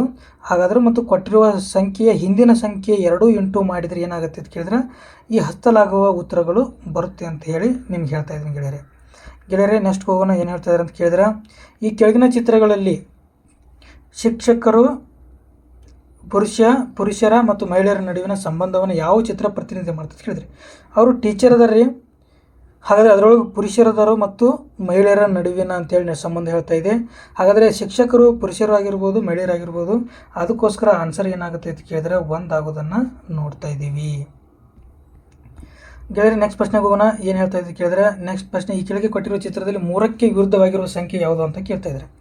ಹಾಗಾದರೆ ಈ ಲೆಕ್ಕವನ್ನು ಯಾವ ರೀತಿ ಮಾಡ್ಬೋದು ಅಂತ ಕೇಳಿದ್ರೆ, ಒಟ್ಟು ದಾಳಗಳೊಳಗೆ 6 ಸಂಖ್ಯೆ ಇರ್ತವೆ. ಅವುಗಳನ್ನು ಬರ್ಕೋಬೇಕು. 1 2 3 4 5 6 ಬರ್ಕೋಬೇಕು. ಅವ್ರು ಕೇಳಿದ್ದು ಏನಪ್ಪ ಅಂತ ಕೇಳಬೇಕು, 3ರ ವಿರುದ್ಧ ಅಂತ ಕೇಳ್ತಾಯಿದ್ದಾರೆ. ಹಾಗಾದರೆ ಈಗ ಏನು ಮಾಡಬೇಕ್ರಿ ಅಂತ ಕೇಳಿದ್ರೆ 3ರ ವಿರುದ್ಧ 3 ಬರೋಕ್ಕೆ ಸಾಧ್ಯ ಇಲ್ಲ ಅಂತೇಳಿ ಅದನ್ನ ಕಾಟಕೋಬೇಕು. ಹಾಗಾದರೆ ಇಲ್ಲಿ 3 ಇದೆ, 3 ಅಕ್ಕಪಕ್ಕ 1 ಇದೆ, 6 ಇದೆ. ಹಾಗಾದರೆ ಇವು ಕೂಡ ಅಕ್ಕಪಕ್ಕ ಇರೋದ್ರಿಂದ ಬರೋಕ್ಕೆ ಸಾಧ್ಯ ಇಲ್ಲ. 6 ಮತ್ತು 1 ಬರೋಕ್ಕೆ ಸಾಧ್ಯ ಇಲ್ಲ. ನೋಡಿರಿ, ಇಲ್ಲಿ 3 ಇದೆ, 5 ಮತ್ತು 1 ಬರೋಕ್ಕೆ ಸಾಧ್ಯ ಇಲ್ಲ ಅಂತ ಹೇಳ್ತಿದ್ರೆ 5 ಇಲ್ಲಿ 1 ಕಾಟಾಕಿದ್ದು ಆಲ್ರೆಡಿ, 5 ಕೂಡ ಬರೋಕ್ಕೆ ಸಾಧ್ಯ ಇಲ್ಲ. ಇಲ್ಲಿ 3 ಇದೆ, ಹಾಗಾದರೆ 2 ಮತ್ತು 6 ಬರೋಕ್ಕೆ ಸಾಧ್ಯ ಇಲ್ಲ ಅಂತ ಹೇಳಬೇಕು. ಹಾಗಾದರೆ 2ಅನ್ನು ನೋಡ್ತಾ ಇದ್ದೀವಿ. ಹಾಗಾದರೆ ಉಳಿದಿರೋದು ಯಾವುದು ಅಂತ ಕೇಳಿದ್ರೆ ಸರ್ 4 ಉಳಿದಿದೆ, 4ನೇ ಏನು ರೀ ಅಂತ ಕೇಳಿದ್ರೆ ಉತ್ತರ ಆಪ್ಷನ್ಸ್ ಏನಾಗಿದೆ 1ರಲ್ಲಿ ಇರೋದನ್ನು ನೋಡ್ತಾ ಇದ್ದೀವಿ. ಹಾಗಾದರೆ ಏನು ಮಾಡ್ಬೇಕ್ರಿ, ಒಂದು ದಾಳದ ಪೂರ್ತಿ ಸಂಖ್ಯೆಗಳನ್ನು ಬರ್ಕೊಂಡು ಯಾವುದರ ವಿರುದ್ಧ ಅಂತ ಅನ್ನೋದು ನೋಡಿದ್ರಿ, ಉಳ್ಕಿದ ಅದರ ಅಕ್ಕಪಕ್ಕ ಇರೋದನ್ನು ಕಾಟ್ ಹಾಕ್ತಾ ಈ ರೀತಿ ಉತ್ತರಗಳನ್ನು ಕೂಡ ನಾವು ಇದನ್ನು ಮಾಡ್ಕೋಬೋದು. ಗೆಳೆಯರಿ, ನೆಕ್ಸ್ಟ್ ಪ್ರಶ್ನೆ ಹೇಳ್ತಾ ಇದ್ದಾರೆ, ಏನು ಹೇಳ್ತಿದ್ದಾರೆ ಅಂತ ನೋಡ್ರಿ. ಈ ಕೆಳಗಿನ ಪ್ರಶ್ನೆಗಳಲ್ಲಿ 2 ವಿಧದ ಅಂಶಗಳಿವೆ. ಪ್ರಾಬ್ಲಮ್ ಫಿಗರನ್ನು ಈ ABCD ಎಂದು ಗುರುತಿಸಲಾಗಿದೆ. ಆನ್ಸರ್ ಫಿಗರನ್ನು 1 2 3 4 ಎಂದು ಗುರುತಿಸಲಾಗಿದೆ. ನೀವು ಆನ್ಸರ್ ಫಿಗರ್ನಿಂದ ಒಂದು ಚಿತ್ರವನ್ನು ಆರಿಸಬೇಕಾಗುತ್ತದೆ. ಅದು ಪ್ರಾಬ್ಲಮ್ ಫಿಗರ್ನ ಒಂದು ಸರಣಿಯನ್ನು ಮುಂದುವರಿಸಬೇಕಿದೆ. ಹಾಗಾದರೆ ಗೆಳೆಯರು ನೋಡ್ರಿ, ಇದು ಮೊದಲು ಯಾವ ದಿಕ್ಕಿಗೆ, ವಾಯು ದಿಕ್ಕಿಗಿದೆ, ಪೂರ್ವ ದಿಕ್ಕಿಗಿದೆ, ದಕ್ಷಿಣ ದಿಕ್ಕಿಗಿದೆ, ಆಮೇಲೆ ಇದೇನಾಗಿದೆ ಕೇಳಿದರೆ ಈಶಾನ್ಯ ದಿಕ್ಕಿಗೆ ಇದೆ. ಹಾಗಾದರೆ ಇನ್ನು ನೆಕ್ಸ್ಟ್ ಬರೋ ದಿಕ್ಕು ಯಾವುದು ಅಂತ ನಮ್ಗೆ ಕೇಳ್ತಾ ಇದ್ದಾರೆ. ನೆಕ್ಸ್ಟ್ ಬರೋ ದಿಕ್ಕುಗಳನ್ನು ನಾವು ಏನು ಮಾಡ್ಕೋಬೇಕು, ಕಂಡುಹಿಡ್ಕೋಬೇಕು. ದಿಕ್ಕುಗಳು ನಾವು ಅವಾಗ ಏನು ಮಾಡ್ಕೋಬೇಕು ಅಂದ್ರೆ ನಾವು ಒಂದು ಮ್ಯಾಪನ್ನು ಹಾಕ್ಕೋಬೇಕು. ಮ್ಯಾಪ್ ಯಾಕೆ ಹಾಕೊಂಡ್ರೆ ಈ ದಿಕ್ಕುಗಳ ಪ್ರಕಾರ ಕೊಟ್ಟಿರೋದ್ರಿಂದ ನಾವು ಮ್ಯಾಪನ್ನು ಹಾಕ್ಕೋಬೇಕು. ಒಟ್ಟು 8 ದಿಕ್ಕುಗಳು ಇದಾವೆ. ಹಾಗಾದರೆ ಒಂದನೇದು ನೋಡಿದ್ರಿ, ಏನು ಕೊಟ್ಟಿದ್ದಾರೆ ಹೇಳ್ರಿ, ಒಂದನೇದನ್ನು ವಾಯುವ್ಯದಲ್ಲಿ ಕೊಟ್ಟಿರೋದನ್ನು ನೋಡ್ತಾ ಇದ್ದೀವಿ. ಹಾಗಾದರೆ ಎರಡನೇದನ್ನು ಎಲ್ಲಿ ಕೊಟ್ಟಿದ್ದಾರೆ, ಎರಡನೇದನ್ನು ಇಲ್ಲಿ ಪಶ್ಚಿಮ ದಿಕ್ಕಿಗೆ ಕೊಟ್ಟಿದ್ದಾರೆ. ಹಾಗಾದರೆ ಮೂರನೇದನ್ನು ಎಲ್ಲಿ ಕೊಟ್ಟಿದ್ದಾರೆ ನೋಡಿರಿ, ಅಂದರೆ ಸಿ ಅನ್ನೋ ಆಪ್ಷನ್ಸ್ ಎಲ್ಲಿದೆ ನೋಡಿರಿ. ಸಿ ಆಪ್ಷನ್ಸ್ ಎಲ್ಲಿದೆ ಕೇಳಿದರೆ ದಕ್ಷಿಣ ಭಾಗ ಕೊಟ್ಟಿದ್ದಾರೆ. ಅದೇ ರೀತಿಯಾಗಿ ಡಿ ಆಪ್ಷನ್ಸ್ ನೋಡಿರಿ ಎಲ್ಲಿ ಕೊಟ್ಟಿದ್ದಾರೆ ಅಂತ ಕೇಳಿದರೆ ಅದು ಈಶಾನ್ಯ ಭಾಗ ಕೊಟ್ಟಿದ್ದಾರೆ. ಇಲ್ಲೊಂದು ಲಾಜಿಕ್ ಮೂವ್ ಆಗ್ತಾ ಇದೆ. ಏನು ಮೂವ್ ಆಗಿದ್ರೆ ಇಲ್ಲಿ 1ರ ನಂತರ ಇದೆ, ಹೌದಾ, ಒಂದು ಗ್ಯಾಪ್ ಕೊಟ್ಟಿದೆ. ಹಾಗಾದರೆ ಒಂದು ಗ್ಯಾಪು ಕೊಟ್ಟ ಇಲ್ಲಿ 2 ಗ್ಯಾಪ್ ಕೊಟ್ಟಿದ್ದಾರೆ.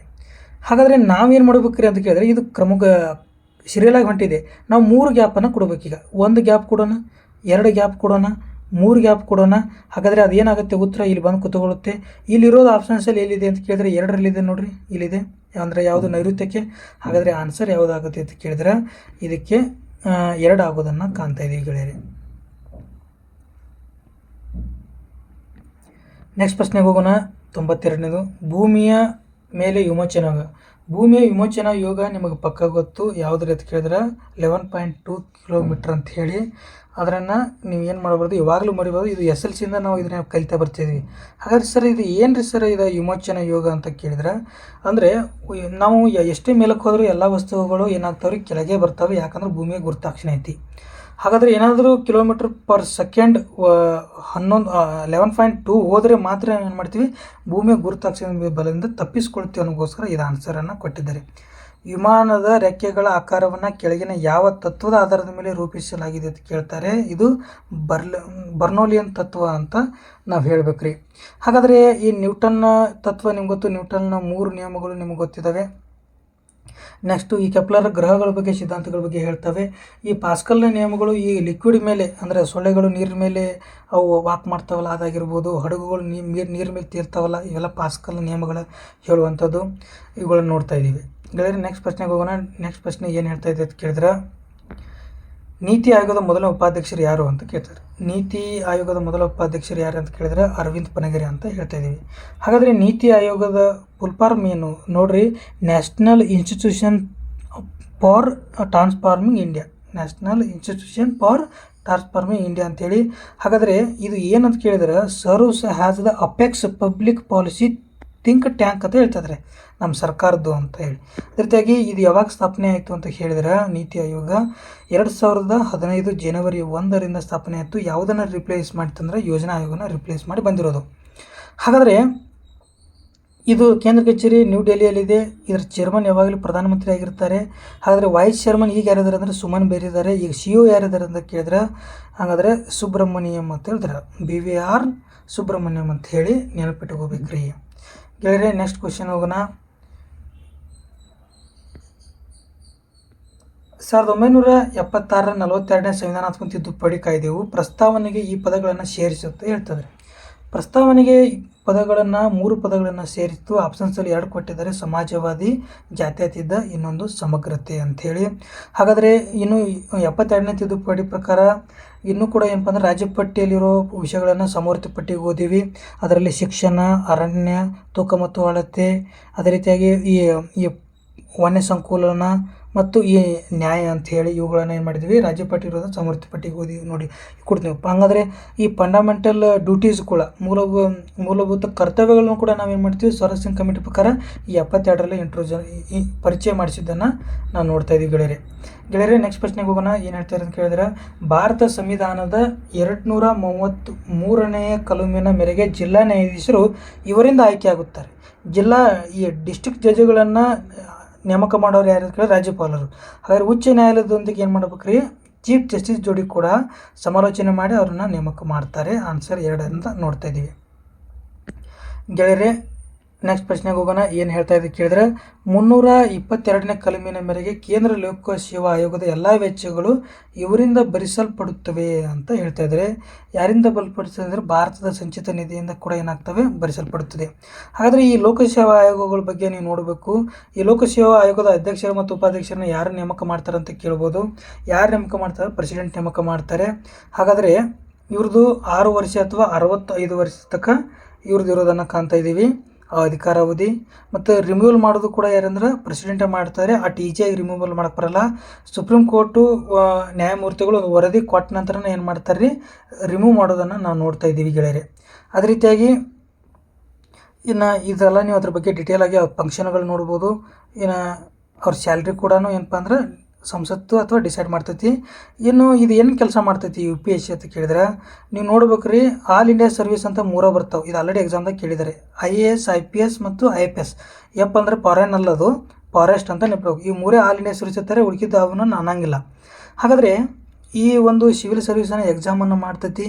ಅದೇ ರೀತಿಯಾಗಿ ಈ NDA ಎಕ್ಸಾಮ್ ಕೂಡ ಇದು ಮಾಡುವಂಥದ್ದು. NDA ಎಕ್ಸಾಮ್ PUC ಪಾಸ್ ಆದಮೇಲೆ NDA ಎಕ್ಸಾಮ್ ಯಾರು ಪಾಸ್ ಆಗಿರ್ತಾರಲ್ಲ ಅವ್ರಿಗೇನು ಮಾಡ್ತಾರಂದ್ರೆ ಈ ಮಿಲಿಟರಿ ಆಫೀಸರ್ಗಳಾಗುವಂಥದ್ದು ಕ್ಲಾಸ್ಗಳನ್ನು ಕೊಟ್ಟು ಅವರು ಮುಂದೆ ಮಿಲಿಟರಿ ಆಫೀಸರ್ ಆಗೋದು NDA ಎಕ್ಸಾಮ್ ಪಾಸ್ ಆದವರು. CDS ಅಂತಪ್ಪ ಇದೆ ಎಕ್ಸಾಮು. ಇಲ್ಲೆಲ್ಲ ಕೂಡ ನೀವೇನು ಮಾಡೋದು ಅದ್ರ ಕಾರ್ಯಗಳನ್ನು ನೋಡ್ಬೋದು ರೀ ಗೆಳೆಯರೆ. ನೆಕ್ಸ್ಟ್ ಪ್ರಶ್ನೆಗೆ ಹೋಗೋಣ. ಏನು ಹೇಳ್ತಾ ಇದೆ ಅಂತ ಕೇಳಿದ್ರೆ, ಮಿತಾಕ್ಷರ ಗ್ರಂಥವನ್ನು ಬರೆದವರು ಯಾರು ಅಂತ ಕೇಳ್ತಾ ಇದ್ದಾರೆ. ಹಾಗಾದರೆ ನಿಮಗೆ ಗೊತ್ತು, ಮಿತಾಕ್ಷರವನ್ನು ವಿಜ್ಞಾನೇಶ್ವರ ಮಿತಾಕ್ಷರ ಅಂತೇಳಿ ಆನ್ಸರ್ ನಿಮ್ಗೆ ಗೊತ್ತಿದೆ. ಮಿತಾಕ್ಷರ ಸಂಹಿತೆ ಅಂತ ಬರುತ್ತೆ. ಇದೊಂದು ಏನು ಅಂತ ಕೇಳಿದರೆ ಇದೊಂದು ಕಾನೂನು ಗ್ರಂಥ ಅಂತ ಹೇಳ್ತೀವಿ. ಈ ಮಿತಾಕ್ಷರ ಸಂಹಿತೆಯೊಳಗೆ ವಿಜ್ಞಾನೇಶ್ವರ ಏನು ಹೇಳ್ತಾನೆ ಅಂತ ಕೇಳಿದರೆ, ಈ 6ನೇ ವಿಕ್ರಮಾದಿತ್ಯ ಆಸ್ಥಾನದಾಗಿರ್ತಾನೆ ಇವನು. ಕಲ್ಯಾಣದಂತಹ ರಾಜ್ಯವನ್ನು ಕಣ್ಣು ನೋಡಿಲ್ಲ, ಕಿವಿ ಕೇಳಿಲ್ಲ, ವಿಕ್ರಮನಂಥ ರಾಜ ಇಲ್ಲವೇ ಇಲ್ಲ ಅನ್ನುವಂಥ ಸ್ಟೇಟ್ಮೆಂಟನ್ನು ಯಾರು ಮಾಡ್ತಾರೆ ಕೊಡ್ತಾರೆ. ಈ ಕಾಶ್ಮೀರ ಕವಿ ಬಿಲ್ ಅನ್ನೋದನ್ನೆಲ್ಲ ವಿಕ್ರಮಾಂಕ ದೇವಚರಿತ ಅಂತ ಬರೀತಾನೆ. ಯಾರ್ದು 6ನೇ ವಿಕ್ರಮಾದಿತ್ಯನಿಗಾಗಿ ಏನು ಹೇಳ್ತಾರೆ ಅಂದರೆ ರಾಮರಾಜ್ಯಕ್ಕೆಯನ್ನು ಹೋಲಿಸ್ತಾನೆ ಈ ಬಿಲ್ಲನ್ನು. ಅದೇ ರೀತಿಯಾಗಿ ಇವಾಗ ಇನ್ನೊಬ್ಬರ್ತಾನೆ ಕೀರ್ತಿವರ್ಮ ಗೋವೈದ್ಯ ಅಂತೇಳಿ ಕನ್ನಡದ ಮೊಟ್ಟ ಮೊದಲ ಈ ಮೆಡಿಕಲ್ ಗ್ರಂಥ ಅಂತ ಹೇಳ್ತೀವಲ್ಲ ಅದಾಗಿದೆ. ಅದು ಕೂಡ 6ನೇ ವಿಕ್ರಮಾದಿತ್ಯನ ಆಸ್ಥಾನದೊಳಗಿರೋದನ್ನು ನೋಡ್ತಾ ಇದ್ದೀವಿ. ಹಾಗಾದರೆ ಗೆಳೆಯರೆ, ಈ ವಿಜ್ಞಾನೇಶ್ವರ ಆಪ್ಷನ್ಸಲ್ಲಿ 3ನೇ ಸೋಮೇಶ್ವರ ಇದನ್ನಲ್ಲ. ಕಲ್ಯಾಣ ಚಾಲುಕ್ಯರ ಕೊನೆಯ ಅರಸನೇ 4ನೇ ಸೋಮೇಶ್ವರ. ಹಾಗಾದರೆ 3ನೇ ಸೋಮೇಶ್ವರ ಒಬ್ಬ ಏನಾಗಿರ್ತಾನೆ ಅಂತ ಕೇಳಿದ್ರೆ ಕವಿ ಆಗಿರ್ತಾನೆ. ಇವು 6ನೇ ವಿಕ್ರಮಾದಿತ್ಯನ ಮಗನ ಆಗಿರುತ್ತಾನೆ. ಅದೇ ರೀತಿಯಾಗಿ ಇವನನ್ನು ಏನಂತ ಕರೀತಾರೆ ಅಂತ ಕೇಳಿದ್ರೆ ಸರ್ವಜ್ಞ ರಾಜ ಅಂತ ಕರೀತಾರೆ, ಸರ್ವಜ್ಞ ಚಕ್ರವರ್ತಿ ಅಂತ ಕರೀತಾರೆ, ಭೂಲೋಕ ಮಲ್ಲ ಅಂತ ಕೂಡ ಕರೀತಾರೆ. ಇನ್ನು ಕೃತಿ ನಿಮ್ಗೆ ಗೊತ್ತು, ಮಾನಸೋಲ್ಲಾಸ. ಹೌದಾ, 3ನೇ ಸೋಮೇಶ್ವರ ಬರೆದಿದ್ದು. ಆದರೆ ಇನ್ನೊಂದು ಹೆಸರು ಕೂಡ ಇದೆ ಅದಕ್ಕೆ, ಅಭಿಲಾರ್ಥ ತೀರ್ಥ ಚಿಂತಾಮಣಿ ಅಂತೇಳಿ. ಸಂಸ್ಕೃತದ ಮೊದಲ ವಿಶ್ವಕೋಶ ಅಂತ ಅದನ್ನು ಕರಿತೀವಿ. 100 ವಿಷಯಗಳ ಮಾಹಿತಿ ಅದರಲ್ಲಿ ಇರೋದನ್ನು ಕಾಣ್ತಾ ಇದ್ದೀವಿ ಗೆಳೆಯರೆ. ನೆಕ್ಸ್ಟ್ ಪ್ರಶ್ನೆಗೆ ಹೋಗೋಣ. ಏನು ಹೇಳ್ತಾ ಇದೆ ಕೇಳಿದ್ರೆ, ಈ ಕೆಳಗಿನ ಯಾವ ಅರಸನಿಗೆ ಜಗದ್ಗುರು ಎಂಬ ಅಡ್ಡ ಹೆಸರು ನೀಡಲಾಗಿದೆ?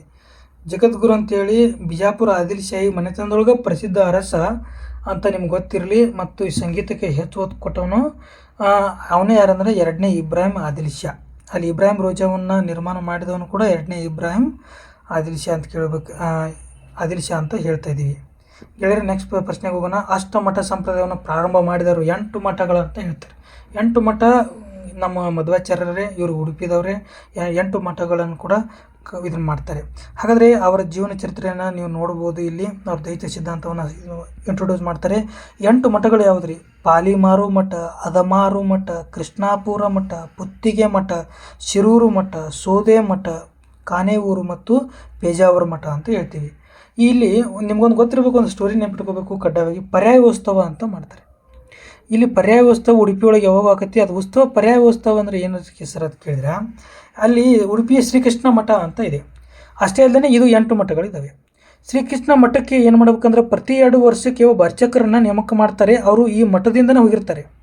ಪ್ರತಿ 2 ವರ್ಷಕ್ಕೆ ಇದೊಂದು ಸೀರಿಯಲ್ ಕ್ರಮವಾಗಿ ಹೋಗ್ತವೆ.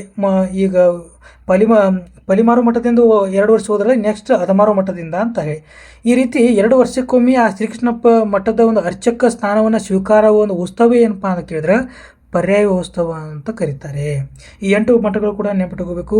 ಶಂಕರಾಚಾರ್ಯರು ಸ್ಥಾಪಿಸಿದ 5 ಮಠಗಳು ಕೂಡ ನೀವು ನೆನಪಿಟ್ಕೋಬೇಕ್ರಿ. ಹಾಗಾದರೆ ಯಾವುದು? ಬದರಿಯ ಜ್ಯೋತಿರ್ಪೀಠ, ದ್ವಾರಕಾದ ಕಾಳಿಕಾ ಪೀಠ, ಪುರಿ ಗೋವರ್ಧನ ಪೀಠ, ಶೃಂಗೇರಿ ಶಾರದಾ ಪೀಠ, ಕಂಚಿ ಕಾಮಕೋಡಿ ಪೀಠ, ಈ ಪೀಠಗಳನ್ನು ಕೂಡ ನೆನಪಿಟ್ಟುಕೋರಿ ಅಂತ ಹೇಳ್ತಾ, ಆತ್ಮೀಯ ಗೆಳೆಯರೇ, ಇಲ್ಲಿವರೆಗೆ ನೀವು ನಮ್ಮ ಕ್ಲಾಸನ್ನು ನೋಡಿದ್ದಕ್ಕಾಗಿ ತಮ್ಮೆಲ್ಲರಿಗೂ ಧನ್ಯವಾದಗಳು. ಏನಾದರೂ ತಪ್ಪು ತಡೆಗಳಾದರೆ ನಾನು ಕ್ಷಮೆ ಕೇಳ್ತಾ, ಎಲ್ಲರೂ ನೋಡಿದ್ದಕ್ಕಾಗಿ ತಮಗೆ ಧನ್ಯವಾದಗಳು. ನಮಸ್ಕಾರ.